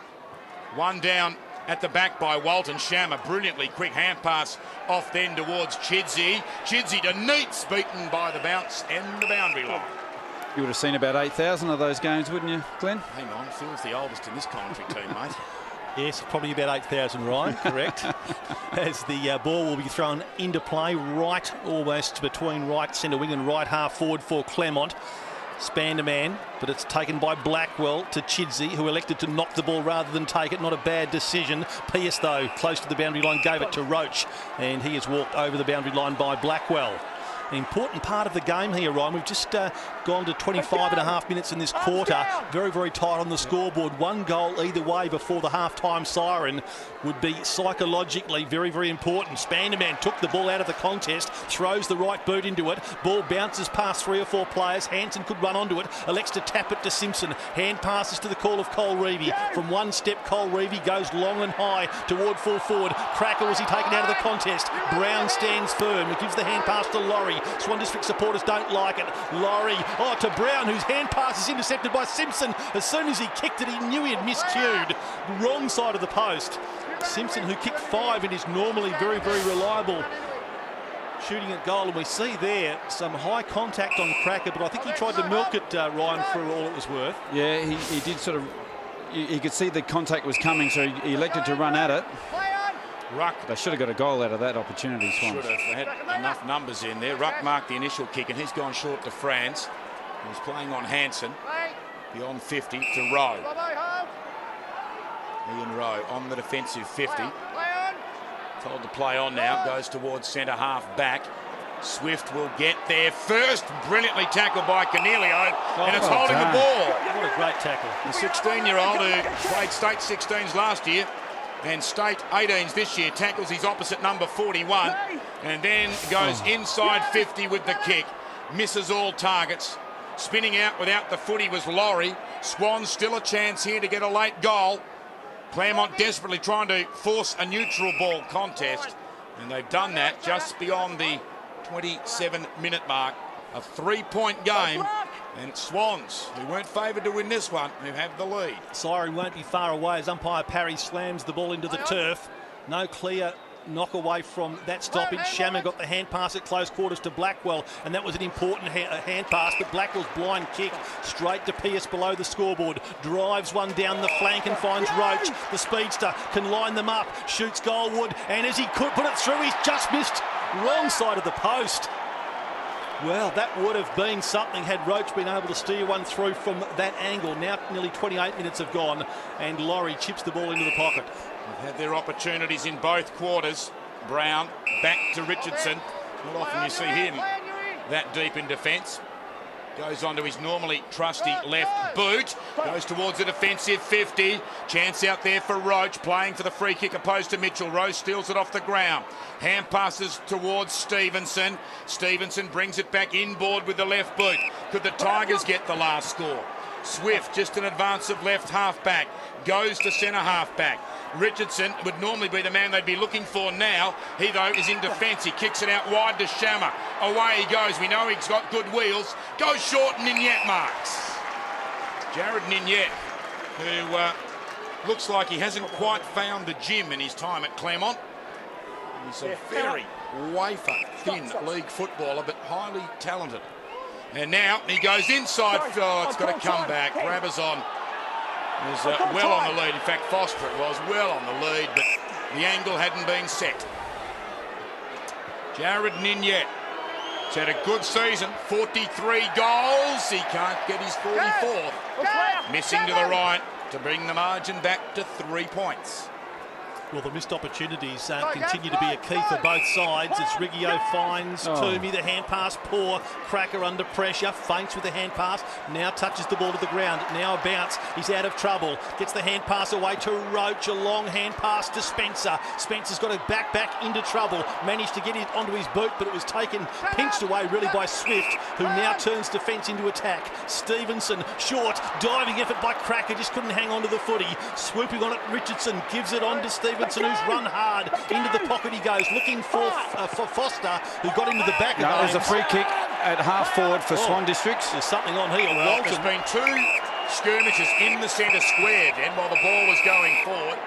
Sounds like a Mumbai roundabout at the moment with the whistles. The players would have no idea down in Claremont's forward 50 what's happening. Walters and Walton were wrestling on this wing, and there are about 5 players wrestling where the free kick now is going to go to Simpson. Well, I think Ames had infringed against Foster. They were going to get a free kick, but this free kick is right up on centre wing, which Simpson uses with a hand pass to Roach. Takes a bounce. Roach through a few Claremont players, goes into the pocket. Hanson the target. He loves his chest marks, and he's been able to protect the ball again with his substantial body. The Swan District supporters really enjoying this. With 30.5 minutes gone, Ryan, this will probably be the last shot at goal in this quarter. Yeah, you wouldn't think there'd be too many opportunities after here, and interesting chain of events there. All from I think it was Matt Spencer got involved early on the half forward line for Swans with the opponent, and now there's a shot on goal here for this man. Saw some concern on the face of Simon McPhee. A few things to think about, especially if Hanson goes back and kicks this one. Oh, it's another poster right on the siren.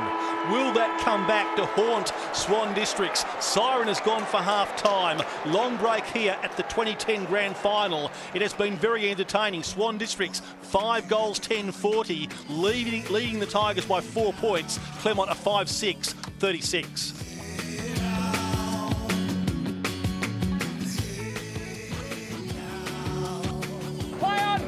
Richardson, a pair of them playing on one another, getting a hand on it. Spencer at the back. Rory Walton gathers and with a check sign gets the goal for the Tigers. Pearce's kick over the head of Hanson, but he's got the best recovery. Confronted by Wilkes, bounces the hand pass to Robinson. Over the top he goes. Should be a goal. Walters nails it. In he goes and he kicks it from 15 points down.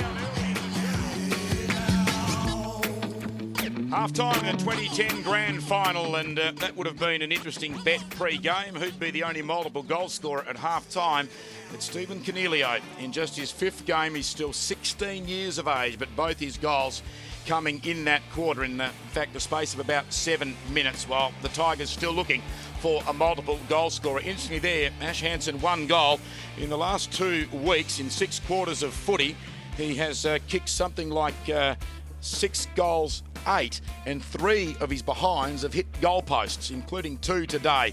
So it was a 9-point lead to the Tigers at quarter time. They're down by 4 now at the long break. So it is a very entertaining grand final before the best crowd we've had to wrap up a WAFL season since 2002. It may get to around 25,000 by the conclusion of the game.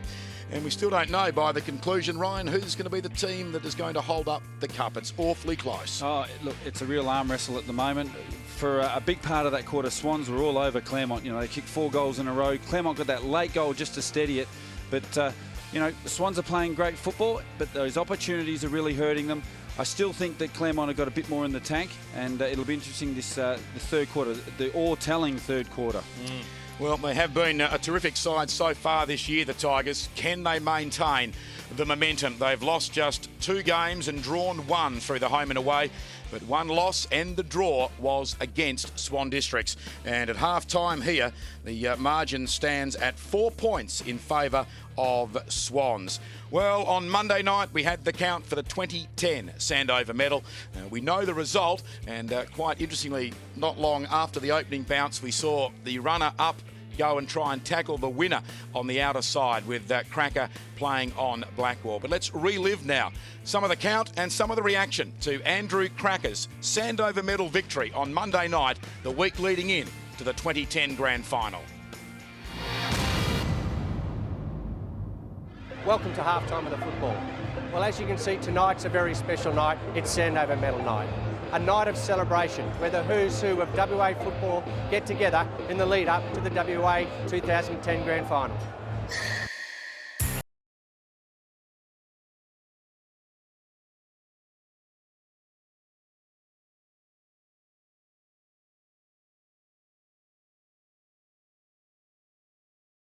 What's Sandover Medal Night mean to you tonight?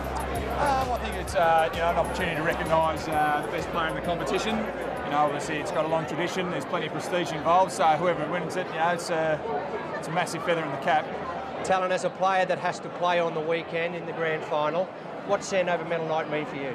Yeah, look, Sandover Medal's really about celebrating the great performances that have been happening over the year. And, playing on the weekend, we've really got to make sure that we, uphold this night. You know, it's a fantastic night for WAFL, it's a fantastic night for all the players, and of course the girls to get out and strut their stuff too. But, our heads are definitely switched on for this Sunday. And, have a good night, enjoy each other's company, and, turn it on come Sunday. Andrew, Sandover Medal Night, what do you think it means to the players? Oh, look, it's an outstanding individual award for the player, for the work that he's put in, the sacrifices and the passion that he's showing.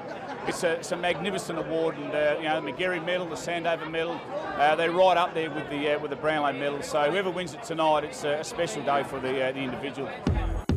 3-time medalist Barry Cable, 64, 68 and 73. Phil Narker was the Sandover medalist in 1982. The Sandover Medal Night is a night to honour past and current winners and welcome them into the Sandover Medal Club. South Fremantle's Toby McGrath. Anthony, 3 years on since you've won the Sandover Medal, what did it mean to you back then? Oh, it was a fantastic night. It was something that I watched growing up as a kid, all the legends winning it. It was on Channel 7 back then, but so to actually be up there and winning it myself was a fantastic night for me, and really memorable. And I'll look forward to coming every year and seeing the old boys, and obviously I'll get older as the years go by. You know, it's a massive honour, and I think it's just a combination of a real solid year.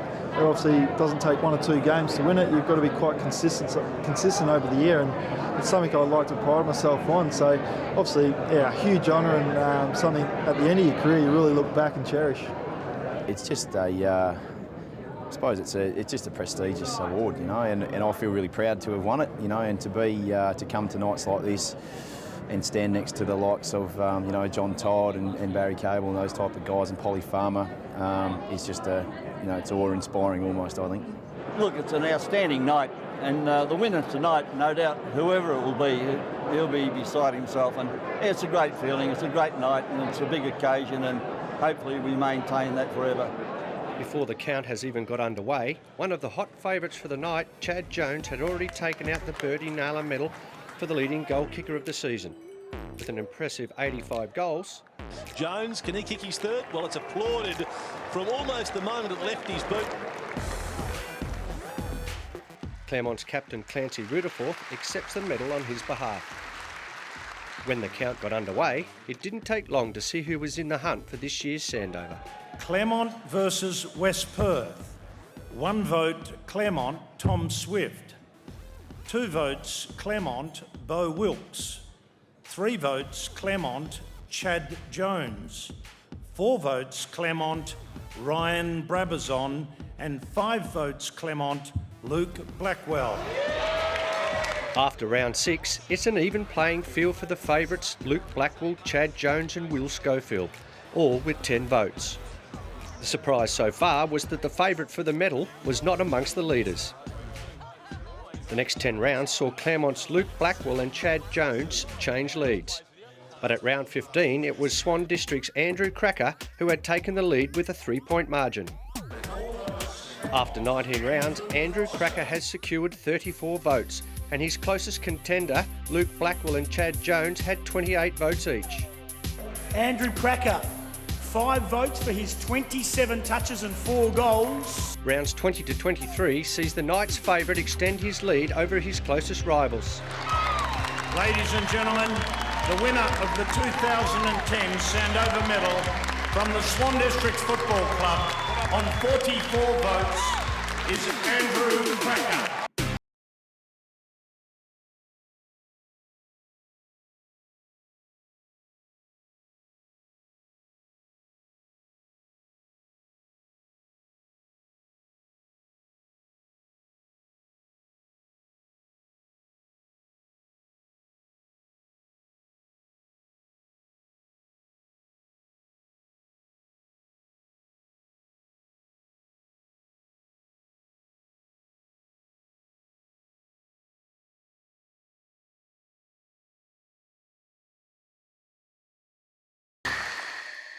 I think I knew pretty early that Andrew Cracker was going to take it out, so sort of braced myself for that, or just didn't really worry too much about it. So it's a great effort by Andrew. He had a great season. Brian, a very proud moment for Andrew Cracker and the Swan District Football Club.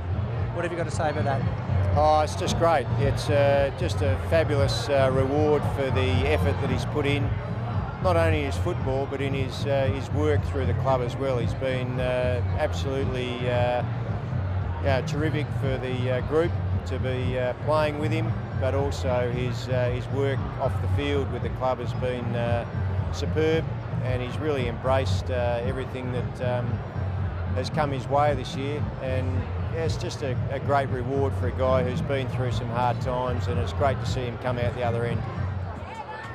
It has been a fairy tale end to the night for Andrew Cracker, with an outstanding season behind him.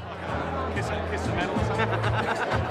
A little bit overwhelmed, and it's a very humbling experience. So, like I said, it's a little bit surreal at the moment, mate. Is there any aspirations to play AFL? I know it'll take care of itself, but you must have aspirations yourself of maybe giving it another crack. Oh, mate, I just love playing footy, and if something come up at that level, well, we'll see how we go. But I just love playing footy.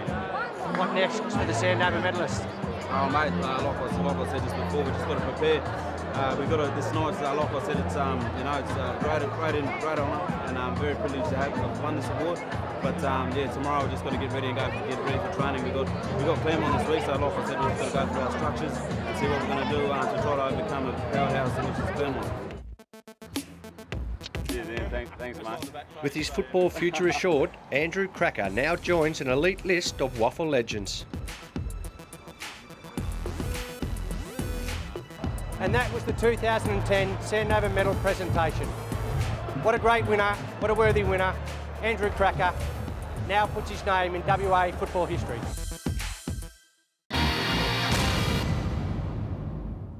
He was a very worthy winner, and he's been a very influential player again for Swan Districts here in the first half of the 2010 WAFL Grand Final. Alas for Swans, though, some goalmouth inaccuracy has kept their lead at half-time to just 4 points. They only kicked 1 goal in the opening quarter to the Tigers 3, and it was the minor premier and the raging favourite to win the Grand Final today, Claremont, out by 9 points at quarter time. Back to the second half action in a moment, but our cameras have been out and about, as you'd expect, throughout the 23 rounds of the home and away season. And let's have a look at some of the best marks that our cameraman caught at all the grounds around the league in 2010. Centering kick, a high ball. Oh, they need a mark and they get one towards centre half. Oh, Broadhurst! What a mark he's taken. Actually, Brown attacks the ball brilliantly. That is a great mark by Zach Clark. A great mark taken there by Possum. And Crawford running the same way as the footy. A high mark. What a great mark coming from behind. Threw himself into the contest. That's a great effort by Stephen Dodd. Big leap, big mark. It gives it to Young. Spearing kick up to the lead of Ferguson. He's taken a great mark. And a mark taken by Ashton Hams. Kyle Hams back in 50. Oh, that's a mark. That's the mark of the day. Oh, Cracker takes the mark. The hand pass then to Clutterbuck. Long inside, 50, good grab. Slides across the face, big leap. And a mark to McKinley. Kicks up towards the six on Rumble.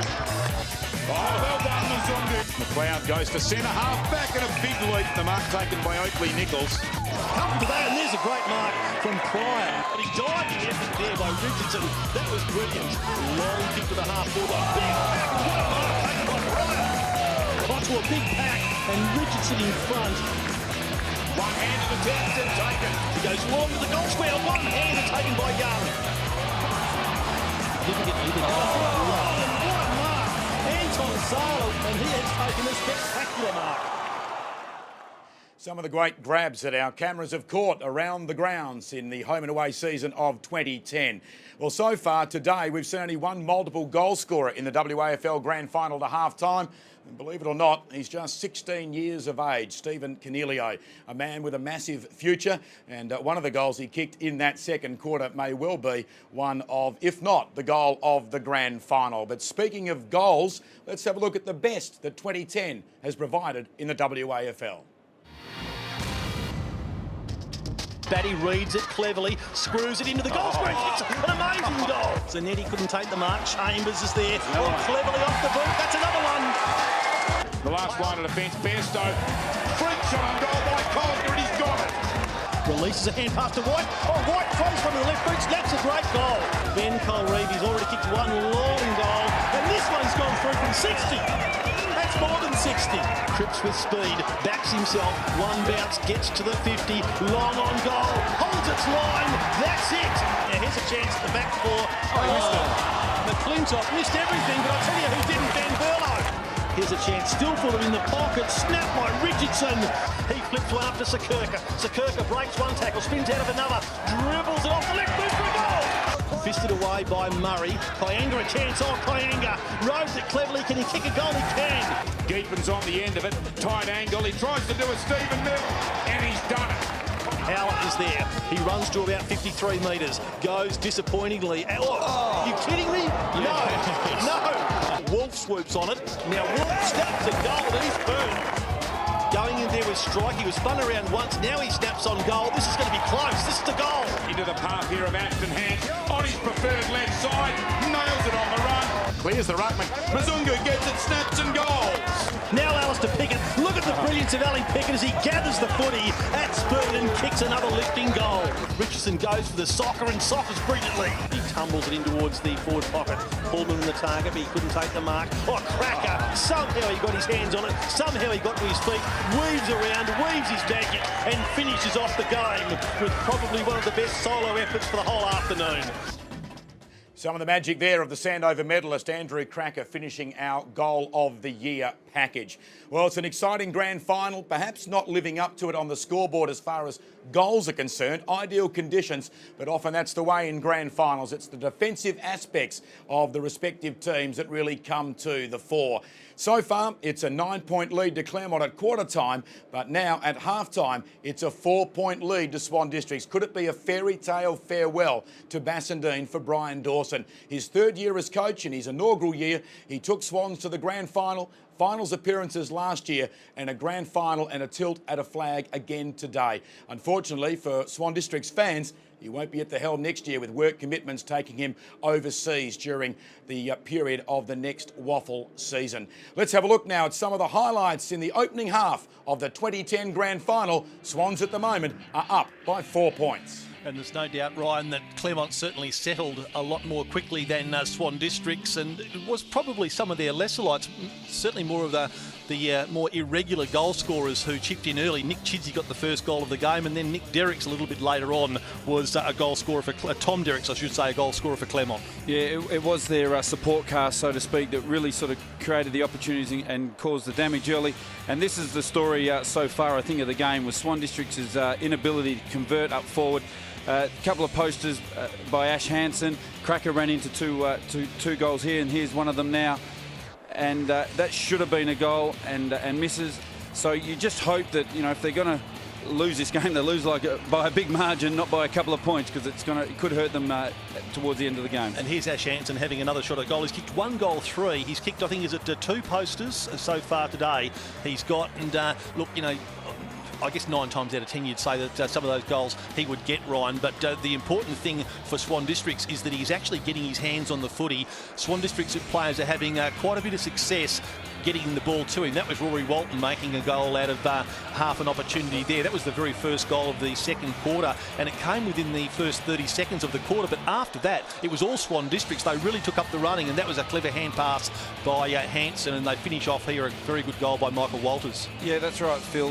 From that point on, they kicked the next 3 goals and really had a stranglehold on the game, you know, we're looking like they were going to sort of run away with it. And you'll see the next one here. Just this guy here kicks the next 2 goals. Cornelio, I haven't seen much of him, but certainly explosive, lays a really good tackle late in the game. So he's going to be a player to watch in the future. Bit of ill communication by the Claremont players there. Bo Wilkes should have sort of stopped and let his teammate mark it. And there he is again, snapping a goal, probably the goal of one of the goals of the game.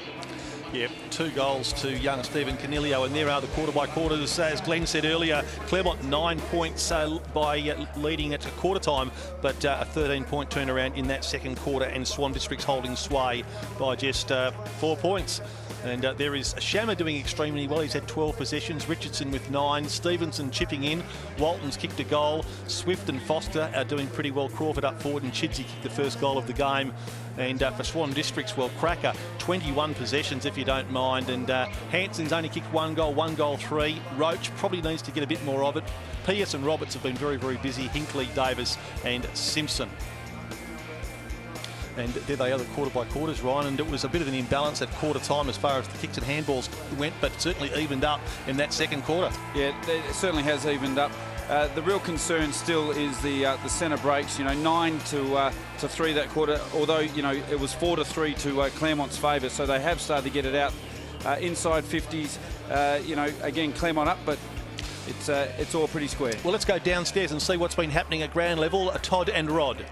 Yeah, thanks, Phil. And why wouldn't it be a great game down here, Todd? It's perfect conditions, great crowd, and also a close game. And, you know, there's plenty left in this game at the net. And I know that I got down into the Swans room, and they're still, boys, very, very confident of winning this game.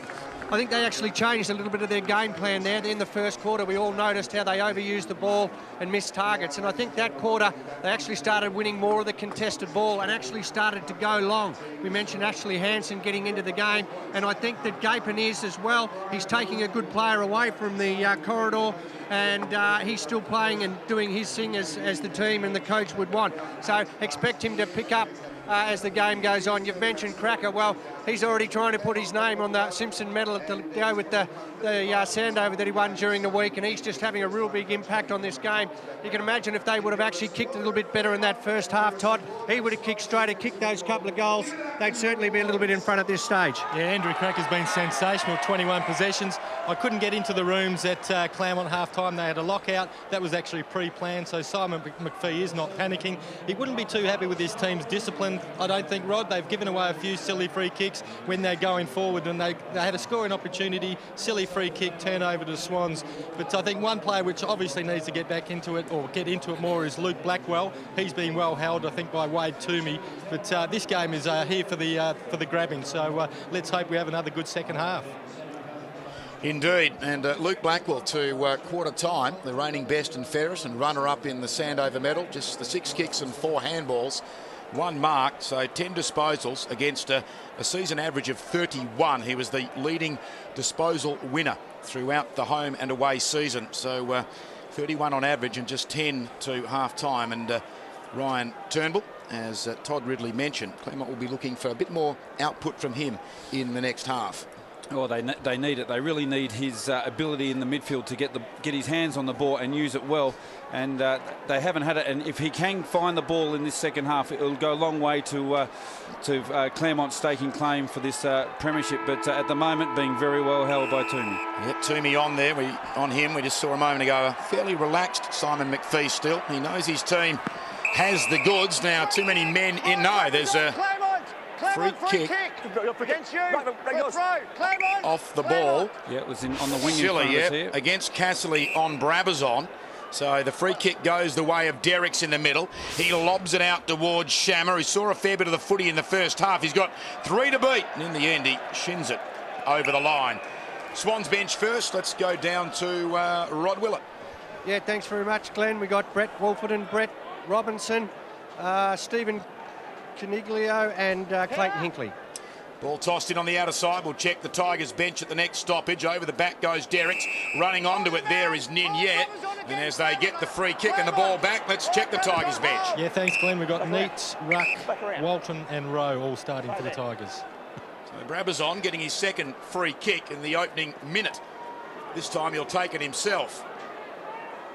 Ryan Brabazon told he's got to play on now, so the man on the mark, Casserly, runs at him and effects a partial smother. It dribbles out to Swift at half forward, hand passing back in the direction of Stevenson, knocked away by Swans Davis, who follows up with a good tackle, allows Cole Reevy in, but the ball goes out of play. A bit of sloppiness there by Claremont after getting the free kick. He took too long, having been called to play on, and the man on the mark, Casserly, was able to smother.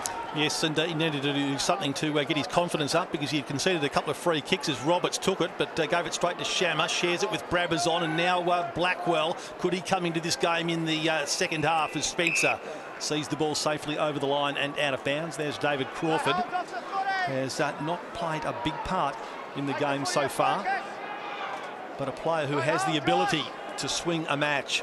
Bound to be thrown at right half forward. Won by Derricks, sharking it there. Jetta, can he get his hands on it? He can, but he can't get a disposal away. Nor can Cracker. It was blanketed off his boot. Going in after it now is Crawford. He's tackled by Toomey, and the umpire waits. The ball won't reappear, and umpire Gavin Statham says, give it to me. Well, they call the third quarter the premiership quarter. You can see what a great crowd's in here, Ryan. They've been entertained, but so often the team that is able to get the upper hand in the third quarter, it is just so important, isn't it?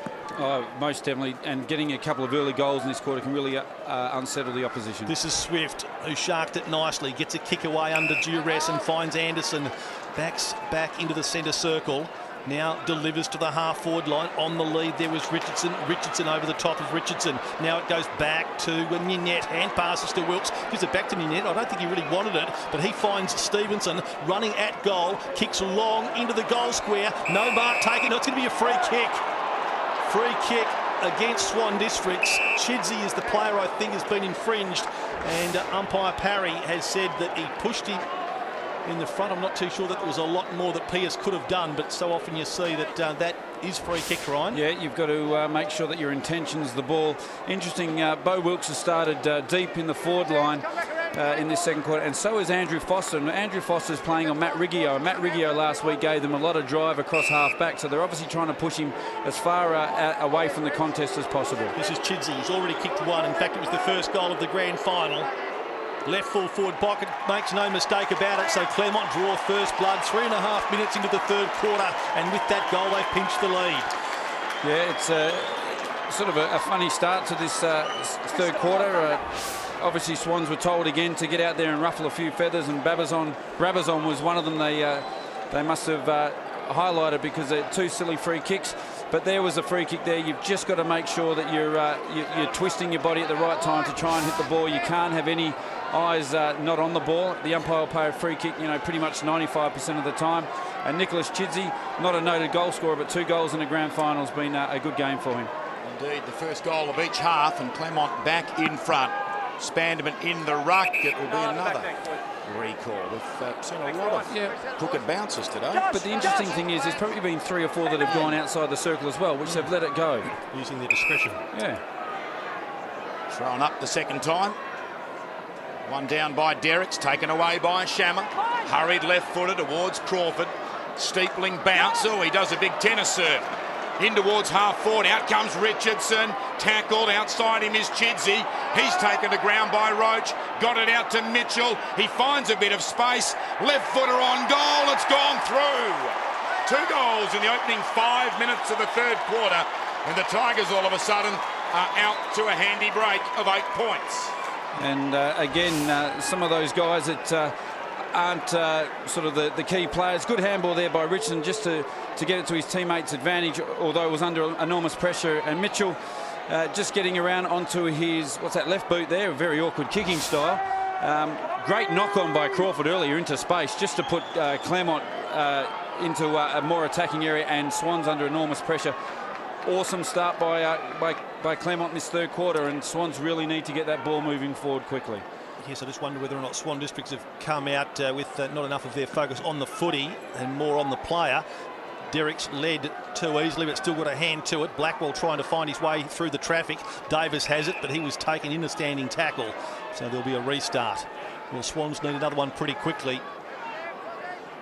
4-point lead has turned into an 8-point deficit. Almost in a trice. Derricks again wins it. Blackwell gets his hands on it and releases a hand pass into the path of Mitchell, the previous goal scorer. He feeds it to Ninette. Another score coming up. Ninette from 45 metres, slightly across the face. Ball bounces into the pocket, then over the boundary line. There is Bo Wilkes, as Ryan said, he's gone deep. And very interesting duel between those two, Jetta and Ninette. And probably you'd say a bit of a line ball at the moment. So boundary throw in. 4 or 5 paces around from the left-hand behind post. Derricks again. Lurking there is Jetta. He was taken high. He'll know he's played a grand final this afternoon. Will Graham Jetta sends the ball to the southern side. Roberts has made position for him. Richardson standing the mark. Roberts will want to get on with it quickly. He's got Michael Walters all the way down from the forward line. He's been predominantly playing as a forward. Beautiful raking pass to the lead of Gapin, and that was a superb foot pass. Now Gapin should get into the game because Bo Wilkes has gone forward, and he did a good job on him in the first half. Gapin to Hansen. Now both Gapin and Hansen a long way from goal. Hansen wants to play on quickly, right up on left centre wing. Sends the ball inside, attacking 50. Crawford comes over the top with a spoil. Lands in the arms there of Simpson. He kicks into the pocket. Toomey was there, but he couldn't quite take the mark, and Starling double fists it through for Swan District's first score of the second half. It's a rush behind. Playing on to his own advantage now, coming out of the goal square is the former dual best and fairest and Sandover medalist Shane Barros. The Swans' former captain looks on. But, the kick not overly productive by Anderson after he played on out of the goal square. Shane Barros, who was a late bloomer at WAFL level from the West Coast Junior Footy Club, or Senior Footy Club, in fact, he was playing amateurs. What a captain he was. The ball tossed in. Well, that was almost a throw, I would have thought, by Toomey. Got away with it. Claremont, clearing kick by Shammer out wide, 2-on-1. Swans couldn't mark through Ames, but mopping up off the deck, Walters. Good kick into the path of Riggio. He's got Tigers converging from several angles. Can't gather at the first attempt. Colreevy comes out. Missed Mitchell on the attempt to Shepherd. Riggio over the footy, and it's going to be a baller. Swans probably should have done better there and won possession, although that fan is quite happy that they didn't. Well, there was a good kick by Walters, really, but it just wouldn't bounce up for Riggio. No. Ball back in motion again. Neither ruckman effective. Shammer, solid. Shovels out the ball. Cracker, 21 disposal opening half. Can't come away with it there on the ground. And again, the umpire called in to break it up. On the southern side, nearly 9 minutes gone in the third quarter. Still only 7 points in this grand final. We've got the first blood rule to be invoked for this afternoon. And unfortunately for Swan Districts, it's Andrew Cracker. Now, I think he was came off with the blood rule on a couple of occasions last Saturday. Ended up with a headband. Yeah, he did. So Cracker coming off, and Claremont taking the opportunity to make 3 changes. So Ruck, Rowe and Walton have come on, and we see Nick Natnui in the crowd there. Obviously started his career with Swan Districts, and he would be very, very interested in the outcome of this match. Sorry, Phil, looks like he's got a knock or a kick to the top of the head there. It's bleeding, but they should be able to strap it up and they'll be okay. Patch it up, and well, hopefully they've got the same headband he had last week, and they can get him straight back on. Ruck in the contest, but it was Jet who got his hands on it, gave it to Toomey. Hand pass went astray. Through goes Brabazon. He couldn't get a clear disposal. Now Walters and Simpson. Simpson gets his hands on the footy, onto the left boot, kicks it across the face, almost to mark there to Hansen. He just couldn't control it, and it has gone over the line and out of bounds for a boundary throw in right full forward for Swan Districts, and they really need to make something of this, Ryan. They need to make more of their opportunities than they did in the first half. Yeah, they need to get a goal here just to keep them in touch. There's the boundary throw in. Walters trying to find the footy. Anderson is there. He walks into a tackle and is dispossessed. Take it easy on the way Michael up, Walters, boys. Nothing and high. we can see Andrew Cracker there. They're just trying to stem the blood flow initially before they put something that they can stick to it and then wrap him up, you would expect. Umpire Hendry bounces the footy, won by Derricks. The kick away by Blackwell, high, blind one. It goes straight to Richardson, who's had the job on Ian Richardson this afternoon. Paul Richardson, centering kick, good spoil by Swan Districts, although it went straight to Roberts. Couldn't get a lot of distance in the kick, forced to go very high. Simpson underneath it, takes the uncontested mark. Well, he was camped underneath it for a long, long time. No one wanted to go to him, and there are some excited Swan District supporters in the crowd because Simpson goes to point-blank range, kicks a goal, and while they were forward, they really did need to get one for their confidence, and they've done that, Ryan. They certainly did. There was a much-needed goal. Again, an uncontested mark close to the goals.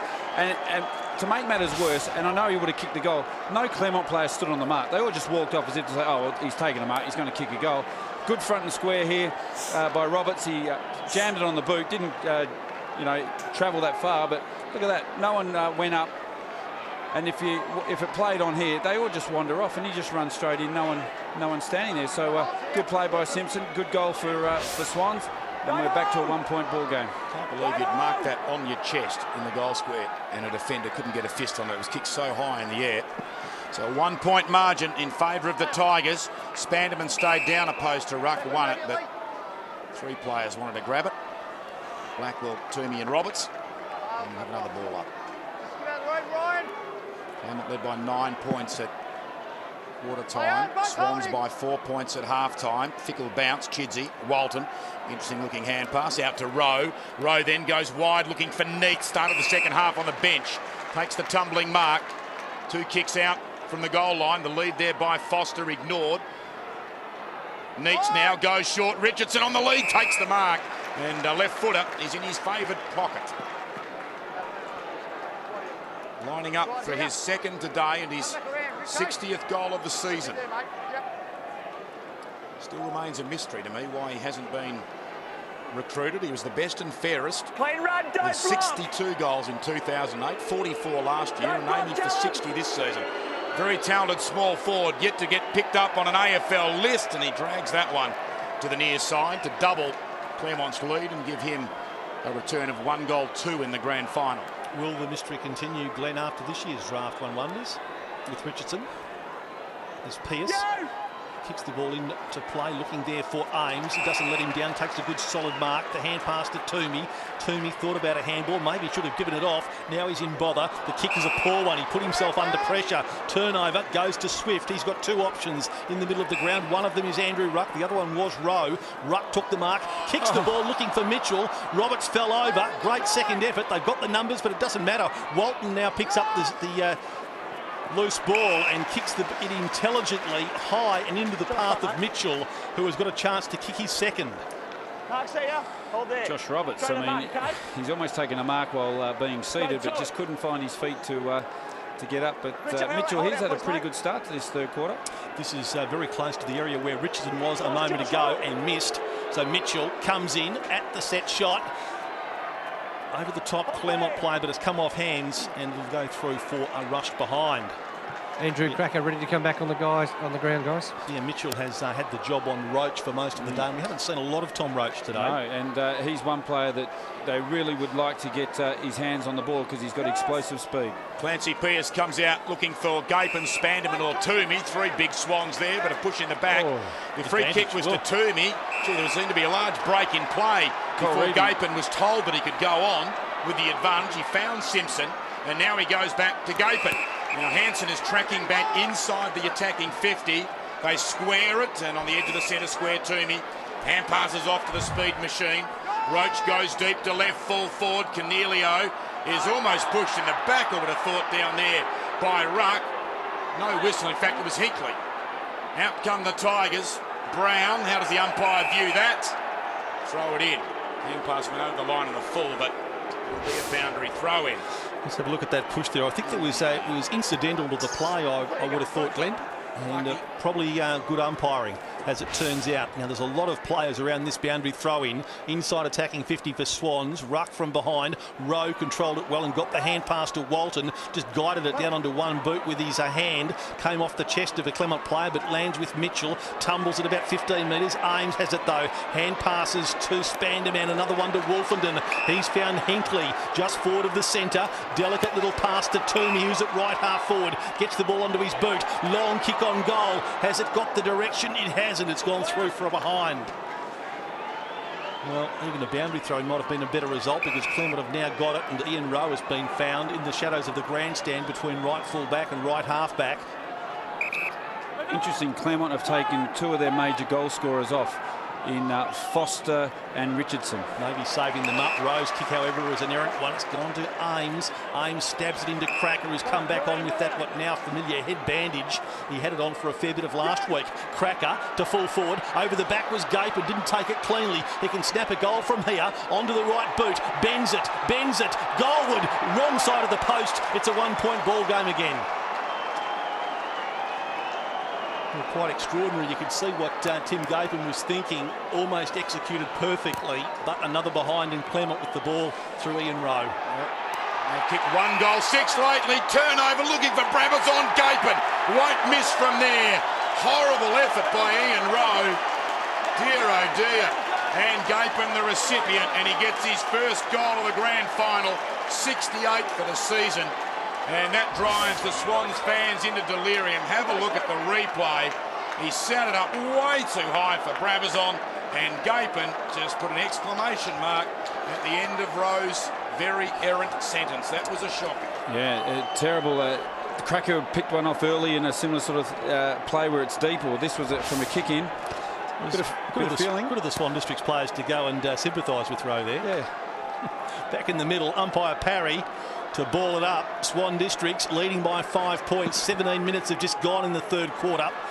Ruck and Spanderman. There's a whistle and it's a holding decision going the way of Swan Districts. Just getting the breaks at the moment, Swans.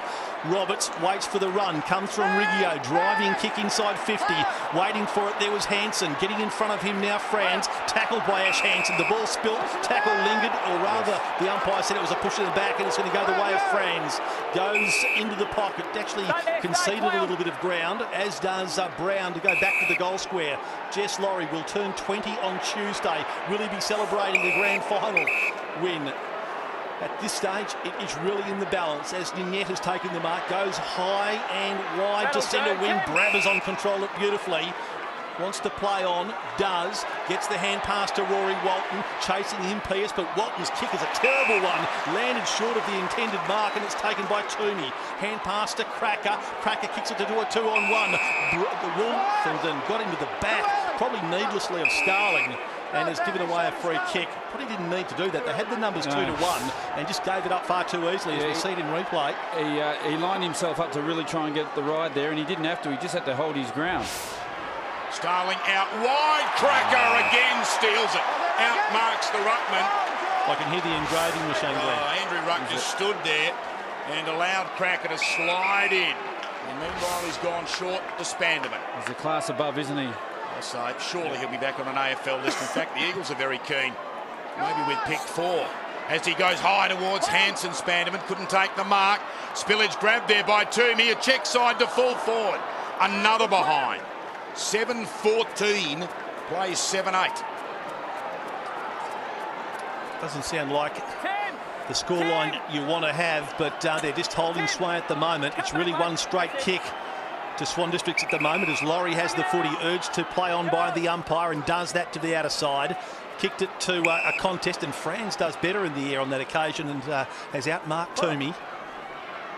Had the job for the entire day on Hanson. Hand pass a little untidy. Rowe, however, has plenty of time as he sprints into the centre square. Delivers out wide on the centre wing to Ninette, who got well away from Davis on that occasion. Squaring kick from Ninette, bends away from Lewis Stevenson. He gets a good shepherd from Rowe. The ball ends up with Blackwell. Stevenson now on the receiving end of the hand pass. Goes to Wilkes, but over the top of his head. They've got Derricks there to Mitchell. Centering kick from Mitchell. Or into the goal square. Will it bounce through? It won't. In fact, Richardson will see it through for rushed behind. That's Paul Richardson for the Black and Whites. Quickly into play, and he's speared a pass onto the chest of Andrew Cracker. Swan District supporters want 50. Cracker to the defensive side of the centre square. Toomey's been pretty productive in this quarter, playing on ball pretty well. Gapin gets one in the back. It's going to go against Laurie, and you can hear the Swan District's supporters, Ryan. They think they've been hard done by, not getting enough of the free kicks. In fact, they've had 20 to 13. Gapin with the footy.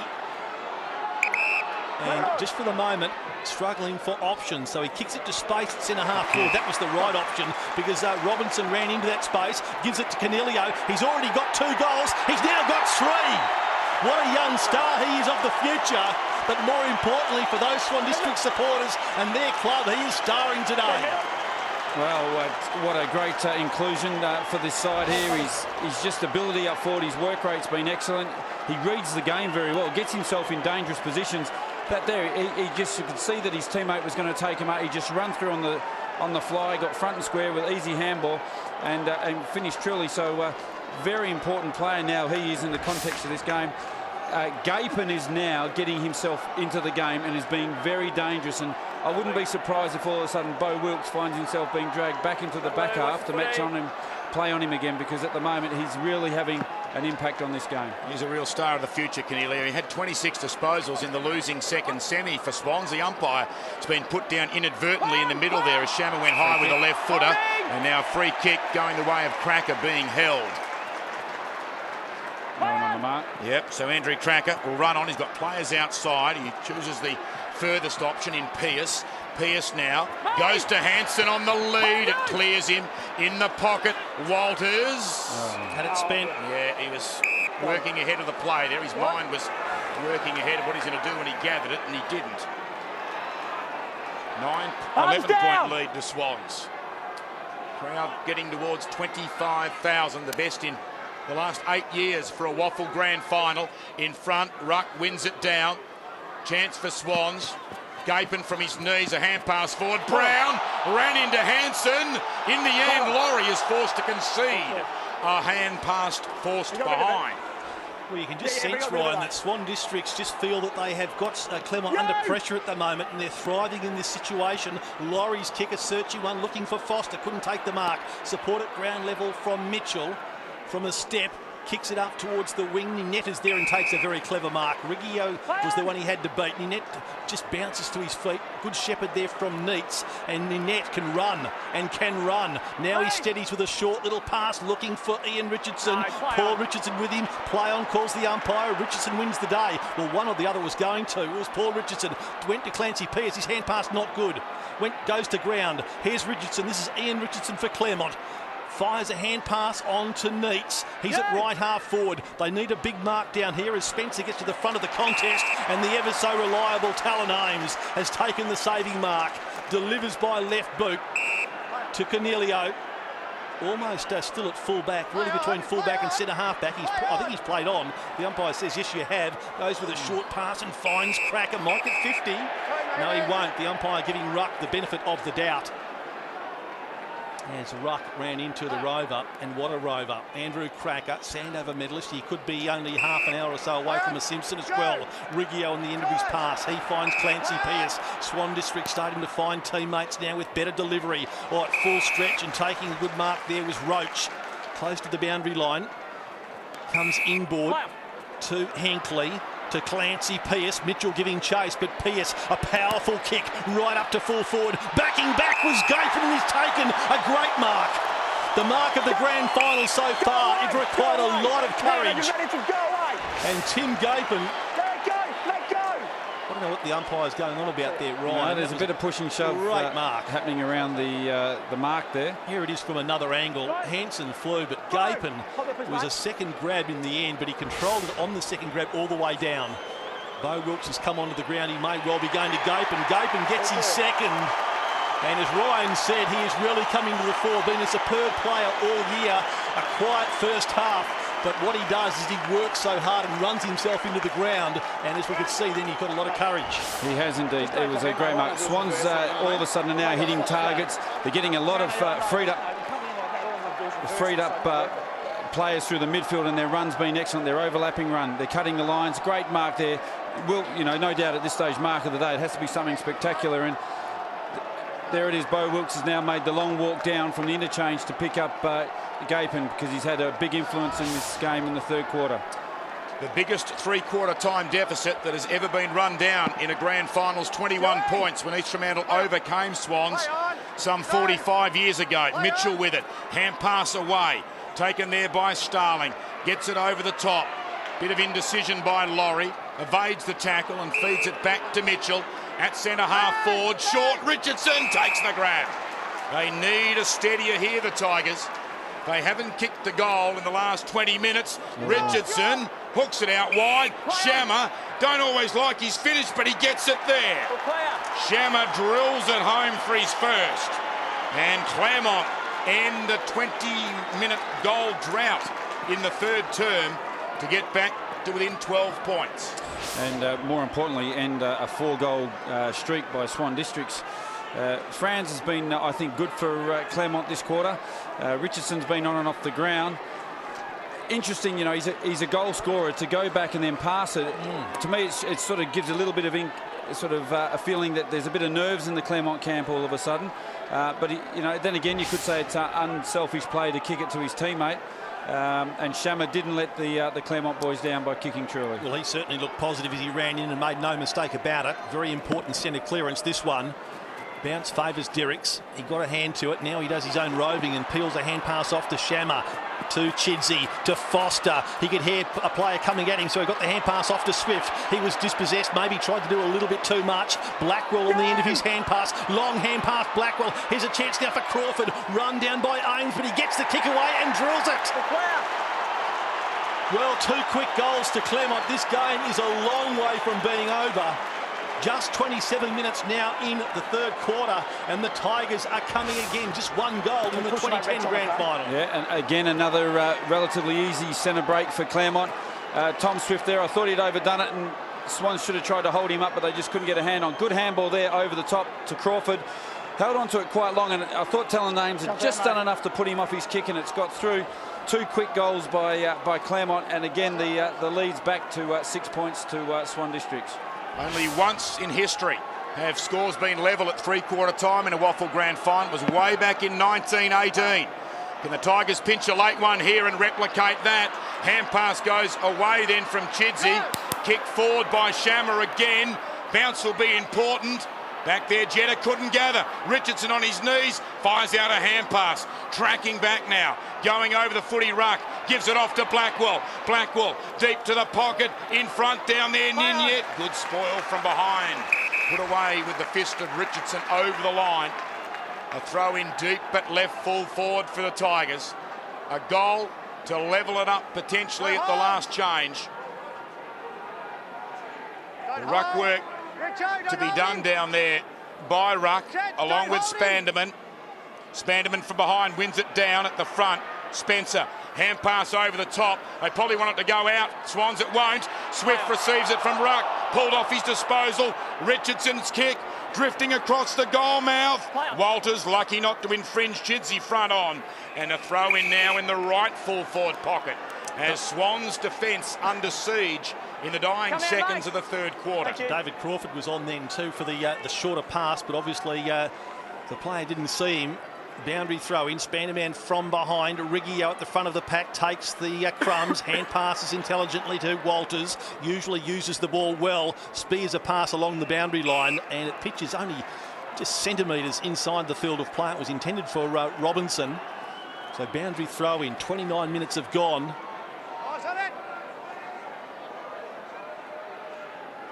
Spanderman and Derricks. Derricks has had a very good quarter. Got it down to Swift. Here's Jess Laurie on centre wing beneath the scoreboard. The kick wasn't attractive, but Wilkes has time to pick it up off the turf. Goes to Walton. Another hand pass to Brown right at the front of the centre square. Brown goes into the pocket. Was there a push? The umpire says no. Mark to Jetta. Sends the ball out wide. Walters has been sent into defensive duties. He now goes on to the, looking for the chest there of Davis. Too easily went to the ground. Losing his footing could be costly because Laurie's there. Hand pass to Blackwell. Lovely sidestep. Short pass looking for Richardson. The second Richardson came into the action. No mark now aims from ground level. Taken off him by Ian Richardson. Hand passes to Crawford. Snaps on goal and misses. Well, it was tailor-made for Crawford, a left footer. And in the end, probably not under as much pressure as he might have thought he was. Hurried kick into play. Here's an arm wrestle now between Walton and Hinkley. Coming into it now is Brown. Close to the boundary line, holding the ball, says the parochial Swan District's crowd. Cracker emerges, takes a bounce from half-back. Short to Gape, and the ball goes past him. That will allow Rowe the chance to get a Shepherd now, and Rowe needed the Shepherd. Now he can turn defence into attack as he goes with a squaring pass and finds Shammer. He's got a loose player on the outer side underneath the scoreboard, and Claremont now can do some damage. Jess Laurie, Rucker's free. He'll mark on 50, the big fella. Ninyet's calling for it in the goal square. He goes short at a Richardson. This might be the last kick of the term. We're about to hit the 31-minute mark. Richardson 1 goal to the angle. You can see he's being put over the boundary line near the Eagles race. At right full forward at the city end, Simon McPhee dons the headset. He'll be down talking to them face to face in a moment. We hit the 31-minute mark as Richardson's boot hits the ball. Pretty good effort, but missing to the near side. And the normally dead-eye Dick Richardson, 1 goal, 3. The margin, 4 points. 69 plays 65. So there really have been some let-offs at both ends of the ground. And in many respects, this third quarter has been played in 2 halves. Swan District's dominating the first half, and Claremont just with a surge at about the halfway mark as Pearce kicks the ball into play, finds Ames. Good searching kick now to Hinkley. He can run from half back. He's got plenty in the tank by the look of it. Needs a Shepherd. Gets one there from Toomey. Hinkley's kick, a poor one. Falls short of the intended mark in Hanson. Chopping it off was Starling. He goes defensive to Brown. Derricks. Brown ran out of room, but never panics, does Andrew Brown. Gets the hand pass off to Blackwell. Oh, good kick, flaring it wide to Rowe, who's got space on the wing. Rowe gets the kick away ahead of the intended smother. Into the pocket, and Talon Ames. Well, he was really manning up closely there on Foster, and Ames has taken a saving mark. Has played a mighty game in defence today, Talon Ames. There's the siren. 3/4 time in the 2010 Grand Final, and Swan Districts, the underdogs coming into the game, taking a 4-point lead into the final change. They're 9-15 to Claremont 9-11.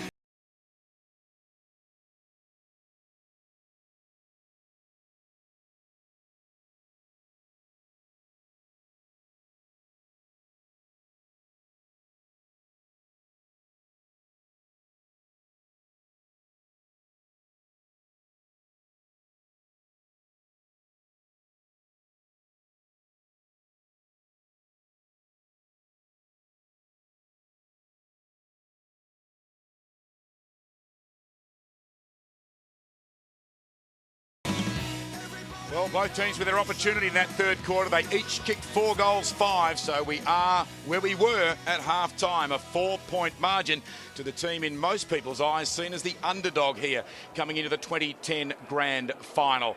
It has been a thrilling game thus far. And as far as the Tigers are concerned, they're looking to become the 19th team in the history of the WAFL Grand Final to win the game coming from behind at three-quarter time. And a margin of 4 points, you wouldn't put it past them. But this is going to be an exhilarating and pulsating final quarter, Ryan, to decide the champions. The two best teams easily in the home and away, and nothing separating, well, less than a goal at the last change. Oh, it's been a great 3 quarters of hard-fought football, a lot of pressure put on the ball carrier, which is what Swans had to do from the get-go. They had to put a lot of pressure on the midfield. You know, Blackwell was well held. That quarter got into the game a bit more.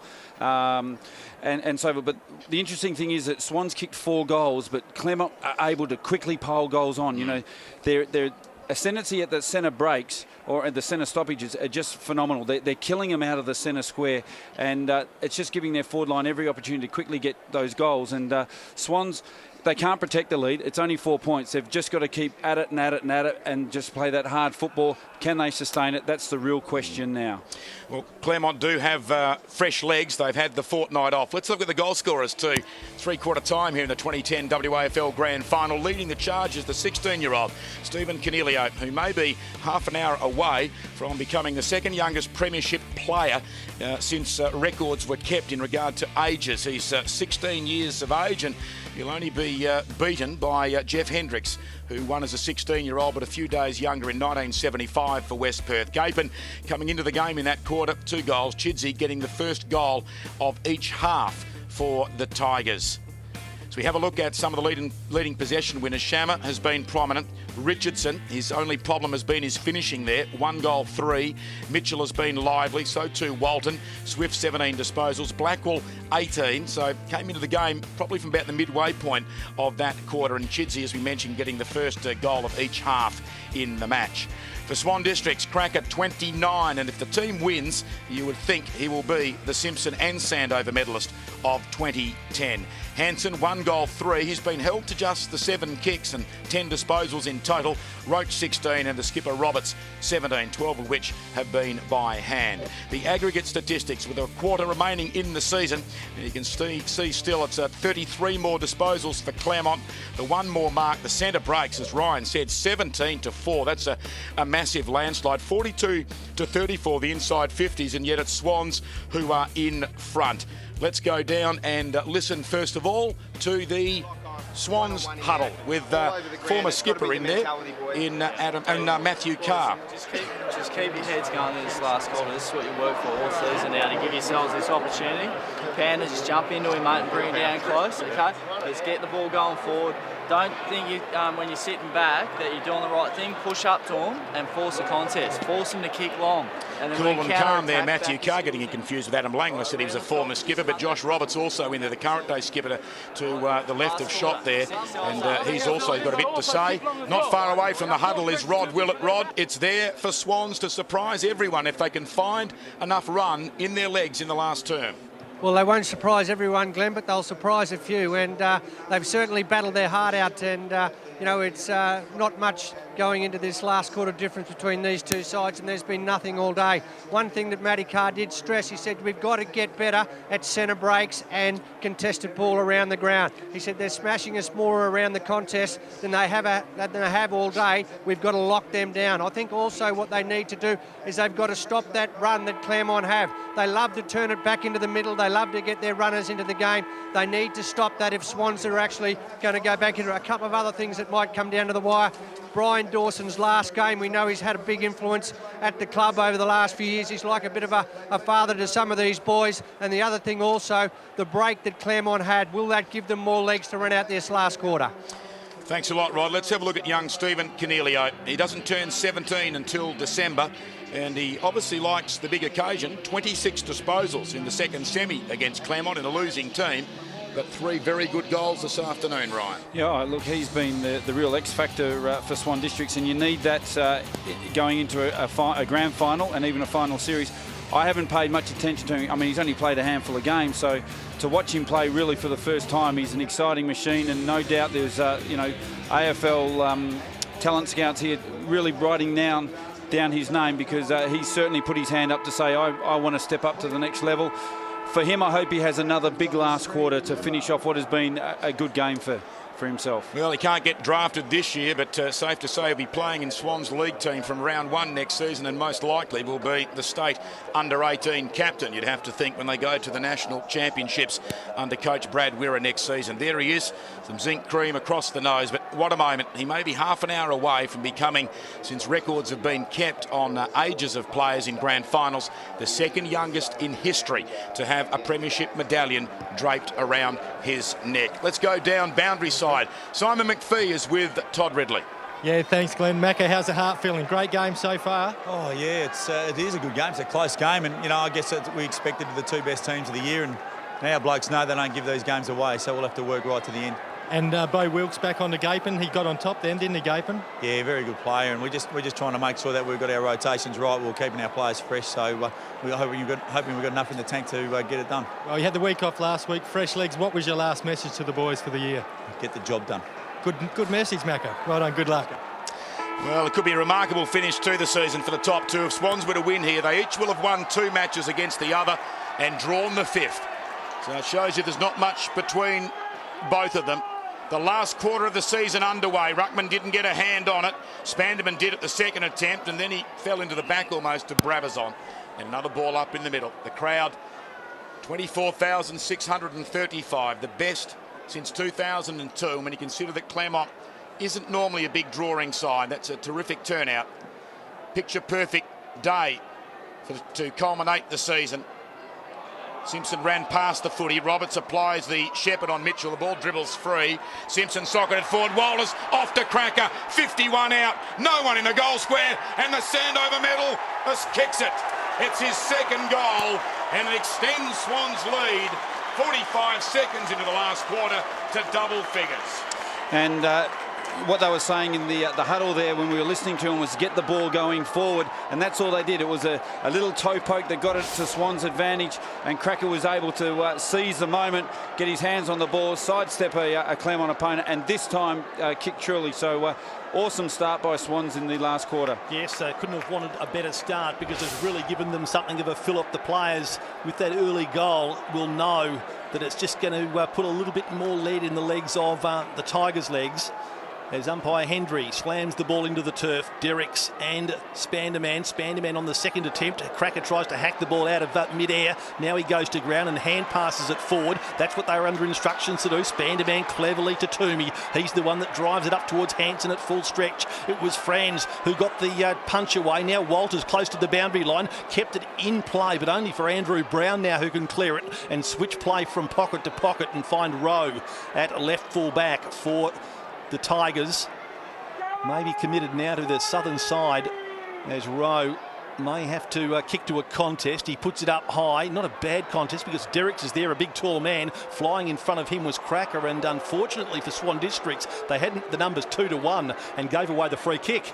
Yeah, just a little bit of undisciplined play there by Lane Spanderman. Derricks, who has been very good for Claremont, urges players to run at him. He stabs it then over the head of Crawford. Nignette's hand pass missed the mark. Diving effort. Swan District's player has gone down. Hinkley's in there. Crawford tried to knock it forward. Couldn't get past Ames. Cracker puts his head down. Comes up with the footy. Hand pass to Roach. Roach to the call of Roberts. Roberts cool under pressure. Now hand passes to Pierce. Has got time to steady. Popped the ball into the arms of Cracker. He's at right half back. When was the last time, if Swans lose, when was the last time a losing player won the Simpson medal? 1985. Brian Taylor. Yeah, I remember playing in that game. Tails won it amid a lot of despair. It was only 4 or 5 points, I think, as Shammer had it momentarily. Dispossessed. Spanderman tried to get a hand pass through traffic. Now it's knocked out by Blackwell. Brabazon was met solidly. Davis is taken down in the tackle. Coughs the ball up to Laurie. He clears the area with a hand pass to Swift. Left boot. Not a particularly tidy kick. Nignette and Jetta. Been a sterling duel between those two. Jetta, can he prevail again? Almost getting into the back of him was Nignette. Have we got a whistle? We haven't. Well, we might get one in a minute. We're going to have to. And it's going to be a ball in. I thought Ninette may have just got into the back of Graham Jetta, but it'll be a boundary throw in at left half forward for the Tigers. Tigers will be looking to strike on the scoreboard. Well, they've got it here inside their 50 to counter the goal at the other end in the opening minute from Cracker. Ruck won it down. Now Toomey, a very high kick. Running back with the flight is Starling, and he takes a courageous mark. Davis was coming the other way. Told he's got to play on now, Starling. Short along the boundary line, the mark to Rowe. Ian Rowe's cribbed inboard. Gets around the lunge of Davis. Now goes long. It'll land in the shadows 20 metres out. Riggio launches. Big fist. Spills to Ruck. Check side to full forward. Chidsey marks and gets his third. Well, he's got the first goal of each half. And now Claremont's first of the third quarter. And we're back to a 4-point split in the grand final. Well, he could become the hero of Claremont if they get up.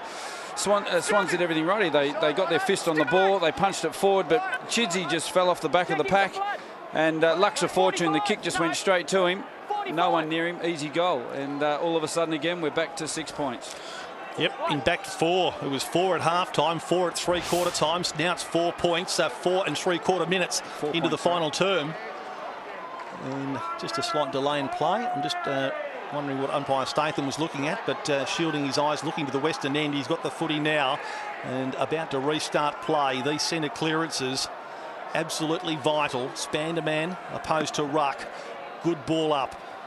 Test of strength between the two. Cracker comes in, puts it onto his boot, but the ball doesn't travel more than 15, well, 5 metres in the end. The ball knocked away from Spanderman. Toomey, can he control the footy? He does with a hand pass to Wolfenden. Wolfenden loops another hand pass to Jetta, who finds a gap and goes for it. He pops the ball up for Spanderman, who's marked it in the middle of the ground. Lane Spanderman will go long and straight down the corridor. Hanson pushing, shoving. Wilkes is there and puts a fist into it. Toward the boundary line it goes and over. We'll see a boundary throw in left half forward flank for Swan Districts. Well, Ryan, it's going to go to the wire. And what did I say to you before the game? My prediction was what? Yeah, it would be absolutely amazing if that's the case, but both sides deserve to win this at the moment. I said. Ruck double hands it down to the front of the pack. Wolfenden had it, releases it back into the pack. And now the umpire will come in and ball it up. Umpire Craig Hendry. There's Andrew Ruck and Josh Roberts, the last two up. Thanks, Josh. Well, it's hard to say that one of these sides deserves to win more than the other. They both had stellar seasons. As the umpire bounces it, Spanderman on the way down. Gapin fists it further afield. Starling gets back there for Claremont and then falls over. And in falling over was taken high. He's a bit lucky. Only got the high tackle, I think, because he tripped himself. And now umpire Statham puts him around behind his mark. Yes, he could have been pinged for holding it had he not just got one over the shoulder. He flirts with the boundary, but Blackwell marks. He's been a better player since about midway through that third quarter, at least more conspicuous. Blackwell along the 50-metre arc to Shammer. Shammer back to Blackwell. Now, there's not much for him in the centre square. He just goes as long as he can, and Ninette tests out the hamstrings late in the match. Takes the mark, adjacent to the centre circles. Calling for it out wide is Jess Laurie, formerly on Port Adelaide's books. No one on the mark. Walters is back peddling. So Laurie gains a few valuable metres, puts it into the path of Brabazon. Brabazon, 45 out, into the pocket and out of bounds on the bounce. Good decision. Ryan Brabazon not able to. Let's have a look. I think it might have bounced on the line. Yeah, it did. Parry said good decision. It bounced on the line. The whole ball has to be out, and it did a bit. Clipped it, Ames, third man up, double fists it down. Brabazon another chance, but his hand pass stolen off the deck by Cracker. His kick awkward for the big ruckman, that's gathered low down by Spanderman along the boundary line. Good mark by Gapin in front of Wilkes. It's been an absorbing duel.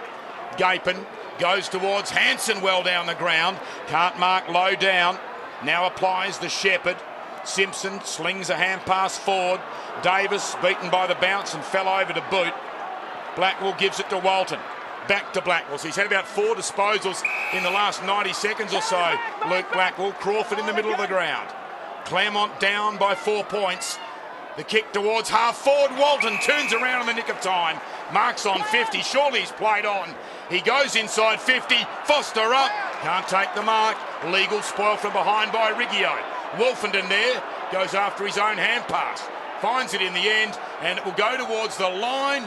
and be thrown in. I just wonder, Ryan Davis, I think went to ground a bit too easily over there, Ryan, and I'm just, I think he might be just out on his feet. Yeah, that's the second time. He did that in the third quarter as well in a contested situation. Very easily went to ground. Now there's a spare boot not far away from this boundary throw-in. Comes down towards Crawford, couldn't get it onto his boot. Good pressure there by Swan Districts. Ames threw it onto his left boot. Roach is there with a chance. He might have been ridden into the ground in the back. No, play on's the call. Brabazon picks it up. Foster a chance. Couldn't take it cleanly. Now he goes to ground. Riggio in the pocket under pressure. Gives it to Spencer. Fires a hand pass out to Ames. He does likewise. Now Wolfenden. Can he find a target? Hugging the boundary line. Gapin, great effort. Sliding on his knees and takes the mark. What's he got forward of him? There's not a lot, so he goes short and sideways to find Roach, who says, just hold up, boys. I'm going to switch play here. He takes a bounce and gets a hand pass off to Casserly. Another one to Cornelio. The young man's got some pace. Good pick up by Hinckley. Back to Cornelio. Hand pass goes to Casserly. Spins into a tackle, but it gets the hand pass away. It was an errant one. It went to Brabazon. He now fires one out to Shammer. Shammer, with plenty in his tank, has got a couple of bounces. Out onto the southern wing. Goes by left boot, out in front of the net. And that was well delivered in the end and well played by Claremont.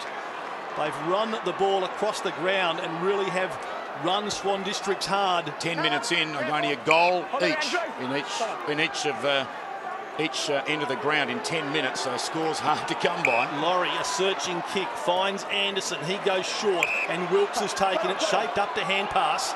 Now he's told to play on. He goes into the pocket. Swift has run into the pocket and is on the end of the short pass by Wilkes. So Tom Swift can go back and shoot at goal. And this one, it's not a terribly difficult shot there from there, Ryan. No, not at all. And no doubt there'll be a lot of Claremont supporters down there because that's the race they came out from.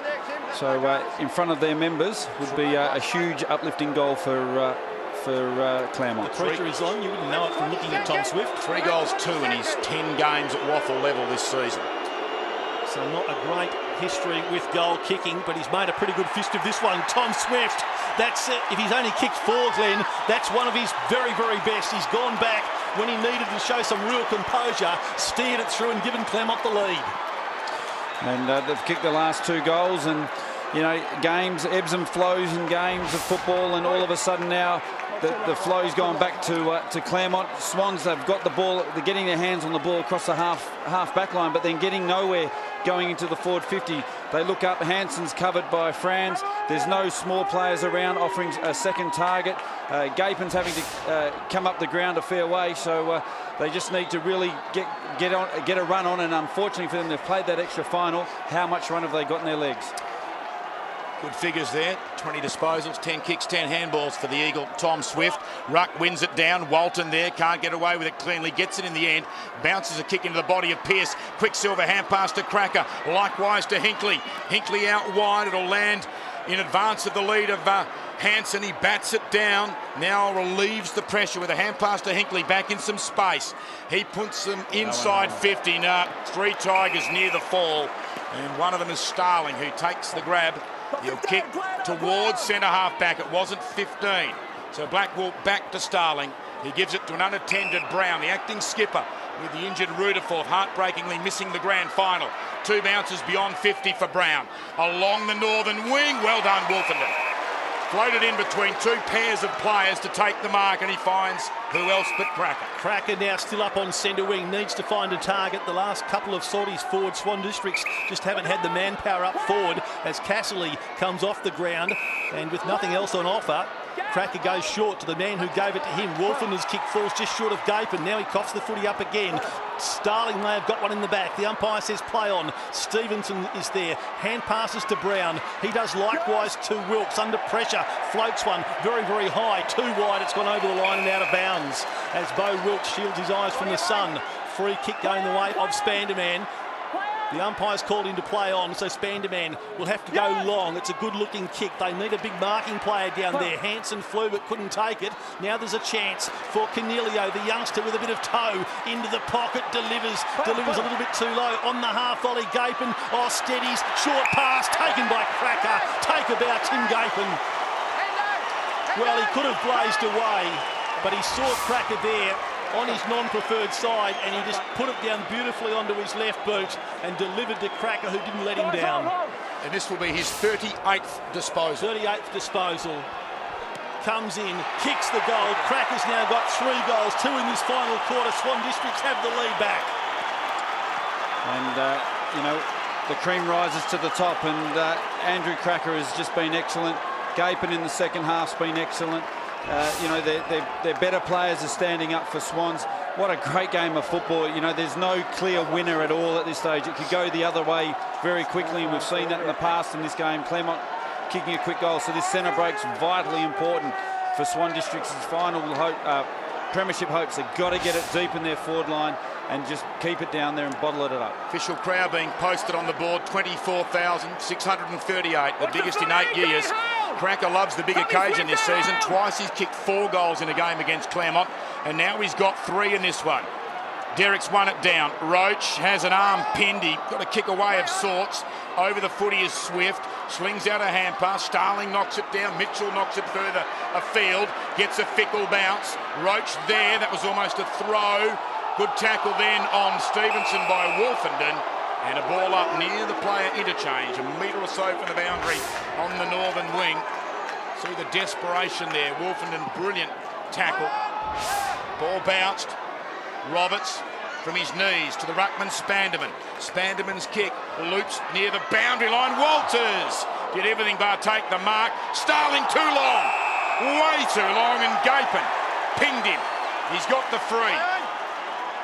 Gapin sets it towards centre half forward. Here comes Hansen.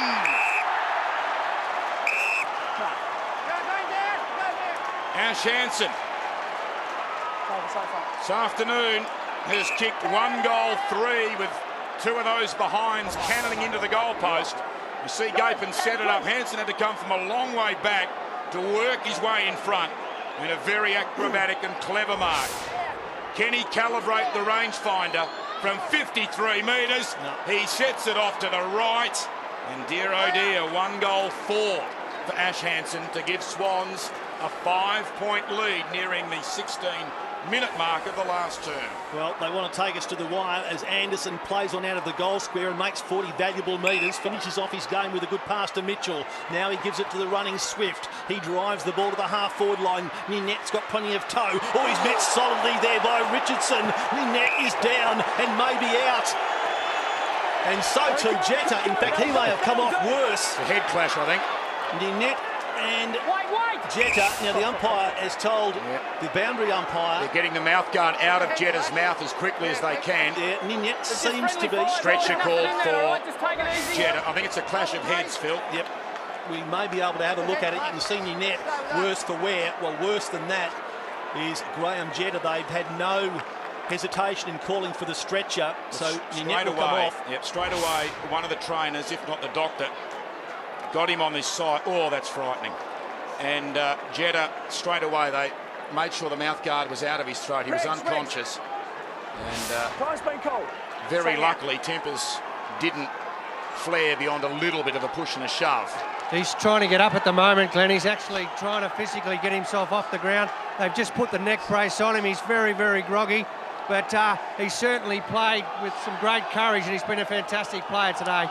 Well, come what may, that is the end of his grand final, because once you go off on a stretch, you're off for 20 minutes, and we're beyond the 17-minute mark. I don't think he'd be well enough to come back anyway, but the Swans fans urging their team on.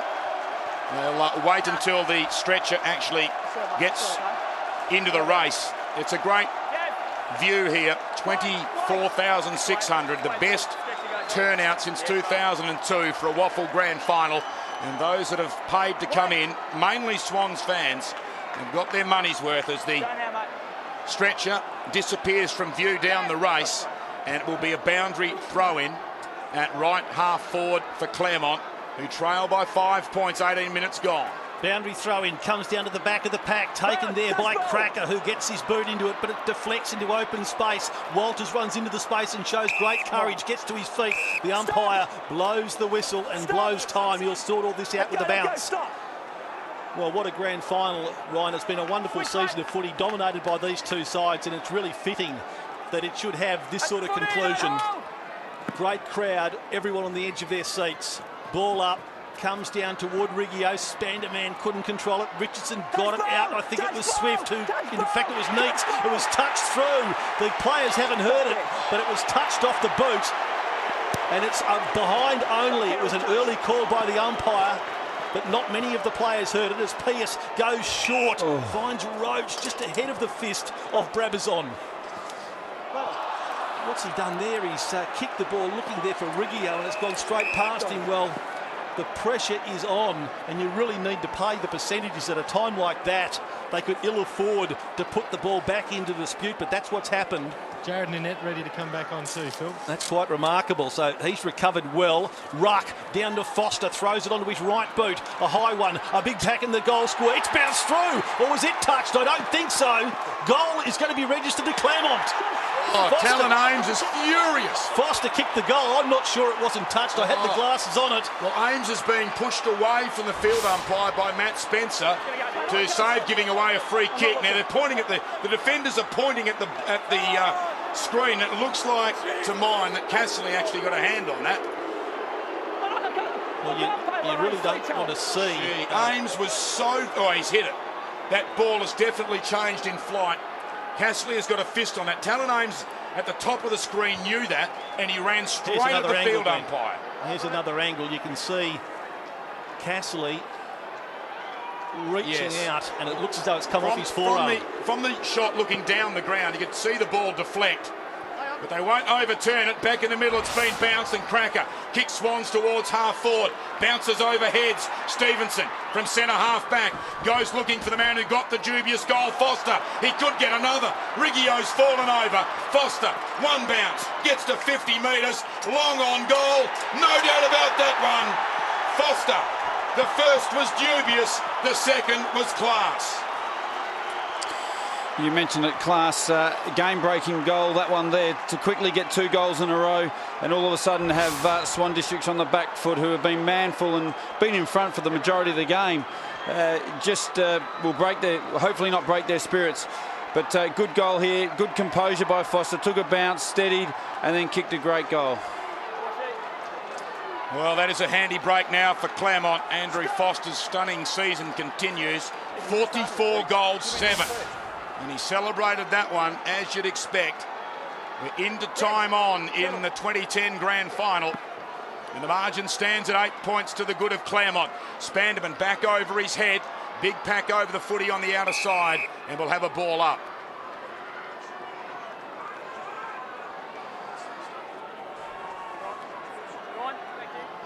Need to get this ball going forward, Swans. They just got to manufacture a kick to get it out of the congested area into their forward 50. Derricks wins it down.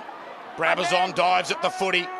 Chance in there for Starling. He runs into a brick wall. Mitchell there. In fact, it's Walton. He's held up. Another ball up. 22 minutes gone in the grand final. Claremont will be looking to keep manufacturing these stoppages. Simon McPhee with the headset on. Roberts can't get the ball away. It's stolen off him by Walton in the end, like a thief in the night. Kicks it off the side of the boot. The bounce important. Richardson of Swans outdoes Richardson of Claremont by hand to Hinkley. To the former Richmond Tiger in Roach. Looping over the top to Ames. Ames gets Richardson airborne. Hand pass to Riggio. Cool head to the 16-year-old. And away goes Cornelio. Takes a bounce. Looking for options. Hand passes into the square. Roach has it. Hanson the target. Hanson drops it. Toomey off his chest. Gets the spillage. Shoots on goals, and Gapin has marked it left full forward. Tim Gapin can kick his third and reduce the margin to just 2 points. In he goes and punches it home. 2 points the margin. 23 minutes travel in the last quarter of the 2010 Grand Final. And well done by Swans there. They got it going forward. That man in Cornelio, again involved in the play, carried the lines, got a handball into the corridor, which just then opens up the goal face for Swans. Quick kick over the top. There's the handball there to the runner coming through. Good contest here by Hanson, and perfect front and square by Toomey. Quick kick over the top. There's nothing that Bo Wilkes could do there. Gapin tracked the ball, ran and kicked to an easy chest mark, and kick, probably not the most convincing kick on goal, but snuck it through, and we're back to 2 points. So Gapen's got 3. Ball bounced, crooked, but both ruckmen had a decent attempt, so no recall. Tracking the ball, Blackwell, he shinned it the wrong way, so too did Toomey. Cracker can't gather it, Starling fighting for it. Roberts tried to shovel it out. It ends up with Stevenson of the Tigers. He hacks it with the left boot, came off on the bounce. Mitchell, the hand pass out to Laurie. Laurie kicks into the shadows at left half forward for Claremont. The ball comes backward on the bounce, not far in from the boundary line. Almost a push in the back, I would have thought, against Ames. Now Rowe gave it off by hand for Claremont. Quick kick forward by Crawford. Can Chidsey get his 4th? Running into the pocket, pulls it back and misses to the near side. 3-2 to the former Shark in Nick Chidsey. The margin out to 3 points. And the kick into play, marked by Riggio. The former North Melbourne player who played 1 senior game with Peel before being recruited to the AFL by the Kangaroos. Not a good kick. Just got over the fingertips, though, of Richardson. Spanderman cool. Gives it to Toomey. He loves to run. Goes the full 15 metres. Hansen again the target. Again he can't mark. Has the better of Franz on the recovery. Goes inside 50. Cracker. The Sandover medalist plays on to the 16-year-old. And Stephen Cornelio could put his side in front with his 4th goal in a grand final at the age of 16 years.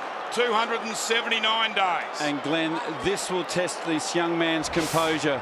I mean, this is a position where every player in the youth dreams of kicking possibly the winning goal. Cornelio, 25 out, he's kicked 4, and he hugs the Sandover medalist, Cracker, who fed the ball to him.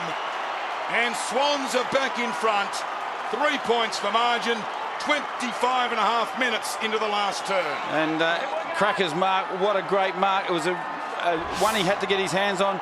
He gets off his mark quickly, looks up.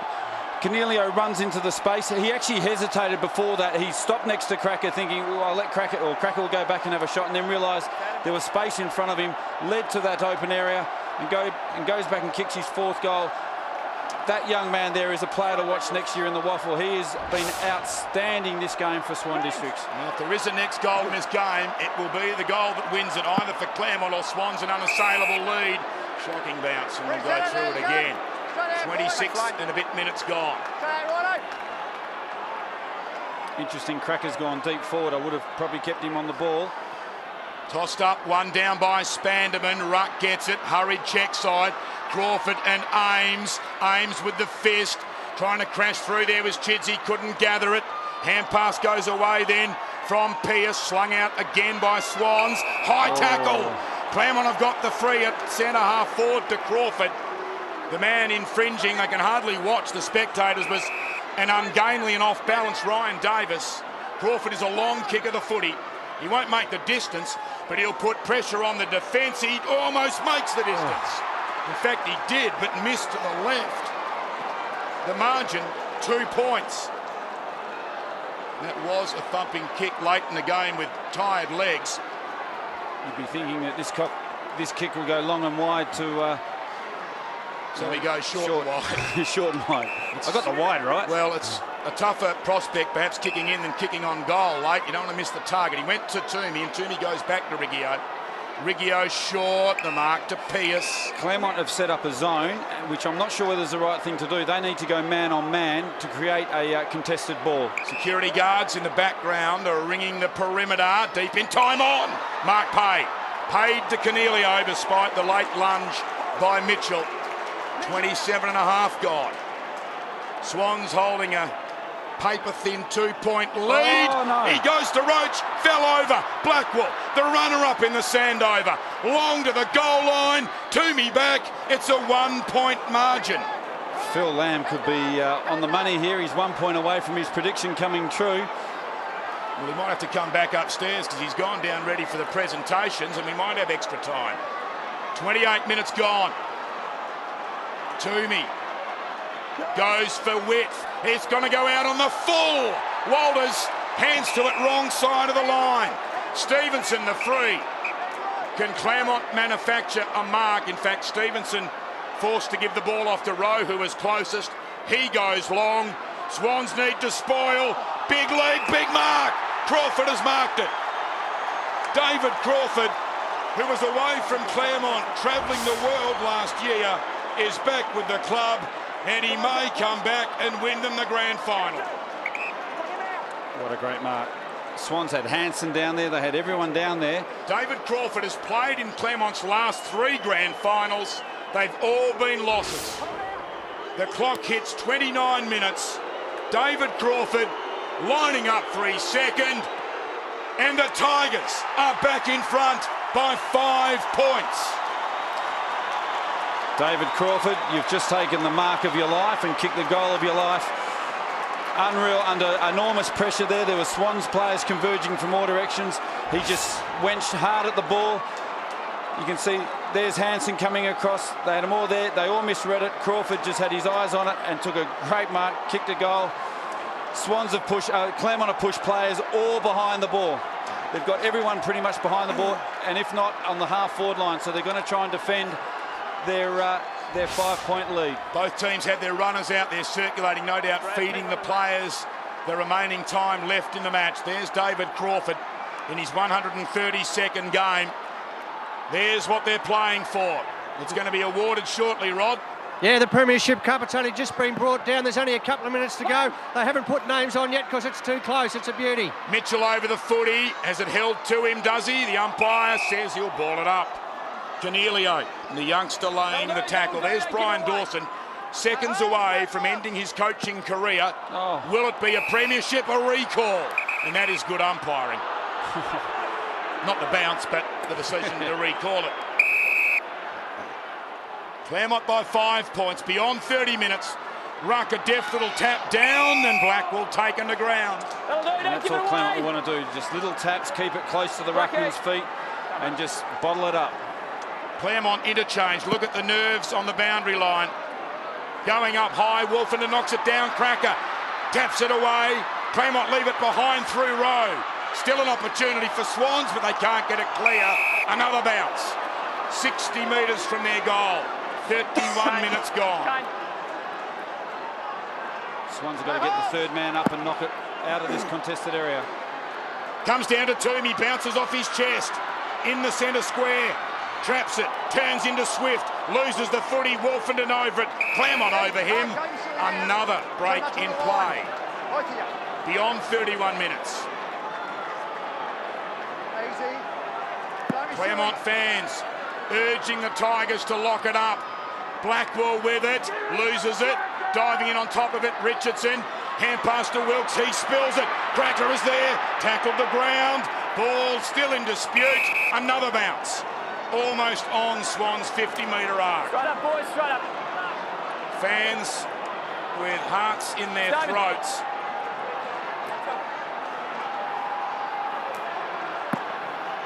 Ball bounced. Swatted down forward by Spanderman. That's in danger. Kicking in danger. Going against Swans. Claremont looked to get a quick kick, but no advantage. Claremont, now Swans need to man up here. They've got to each grab a man because Claremont will go in any direction here to find a free player.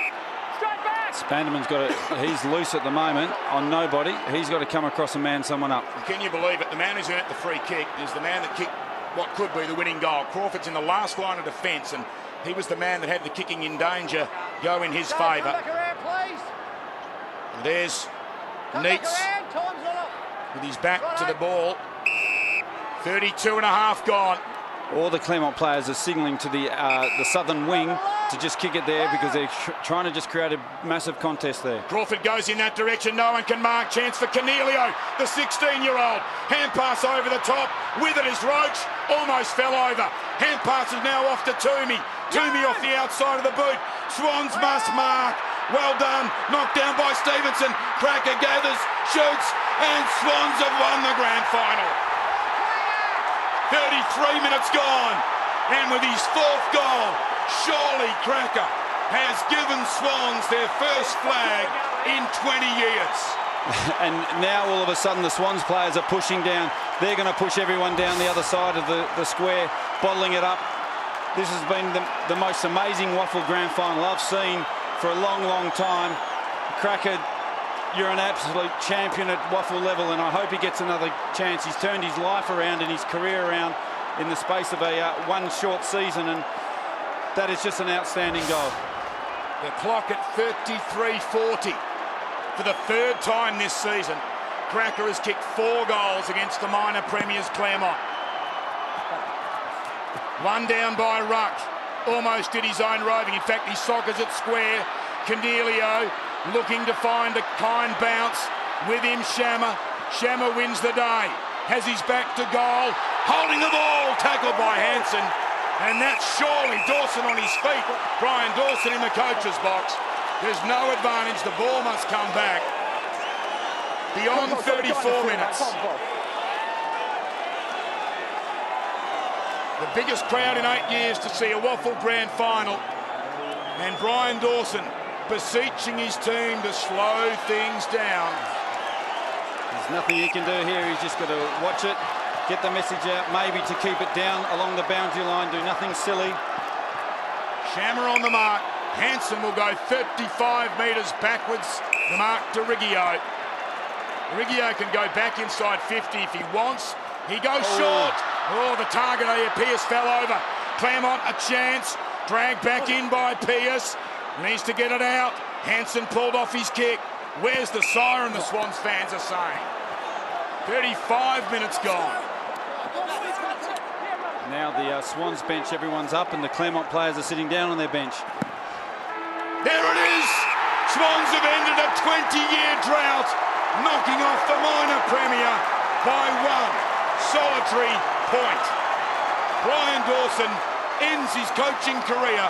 It lasted just 3 years, and it ends with a WAFL League Premiership. Glenn, that was just the most amazing WAFL Grand Final, and my hearts go out to the Claremont boys. They've been the side of the year. They've been outstanding all year. There's Nicholas Natanui celebrating. He's got his arm in a sling with his Swan District's teammates. But the Claremont guys, they've given it all. They've been the best side all year, but there's only one game that counts, and this is today's game. And Swan Districts have done it. They've come through to win by the solitary point. An amazing game of football by an amazing bunch of players, and well done to Brian Dawson in his last game at Swan Districts. He's a champion bloke and gets the opportunity to now put his name down as a premiership coach. The highs and lows of sport. Claremont players devastated. Brian Dawson with spring in his step. Caps off a remarkable 3-year coaching reign. A grand final in 2008 in year 1. A final series last year, and a flag in his last game at the helm with work commitments taking him away next year. Andrew Cracker consoling some vanquished team opponents. That one, Bo Wilkes. But what a match. So many things to talk about. 16-year-old Stephen Cornelio, the second youngest player in history to win a premiership medallion, and he was the equal high scorer in the game with the Sandover medalist Cracker with 4 goals each. And Cracker, well, surely he is going to get a Simpson medal in the week that he got a Sandover. There's the Claremont team. David Crawford in the background. We thought he'd kicked the winning goal. Byron Shamano's Luke Blackwell, runner-up in the Sandover. He was beaten by 8 votes in the Sandover and 1 point in the grand final. What do you think, Glenn, the best grand final you've seen? Easily. The previous best was the 2-point win by Claremont over East Perth in '96. Yes. When Lane Spencer at the CBN took a mark, but in the dying seconds. But this is the best grand final I've seen in my 21 years of calling it with the ABC.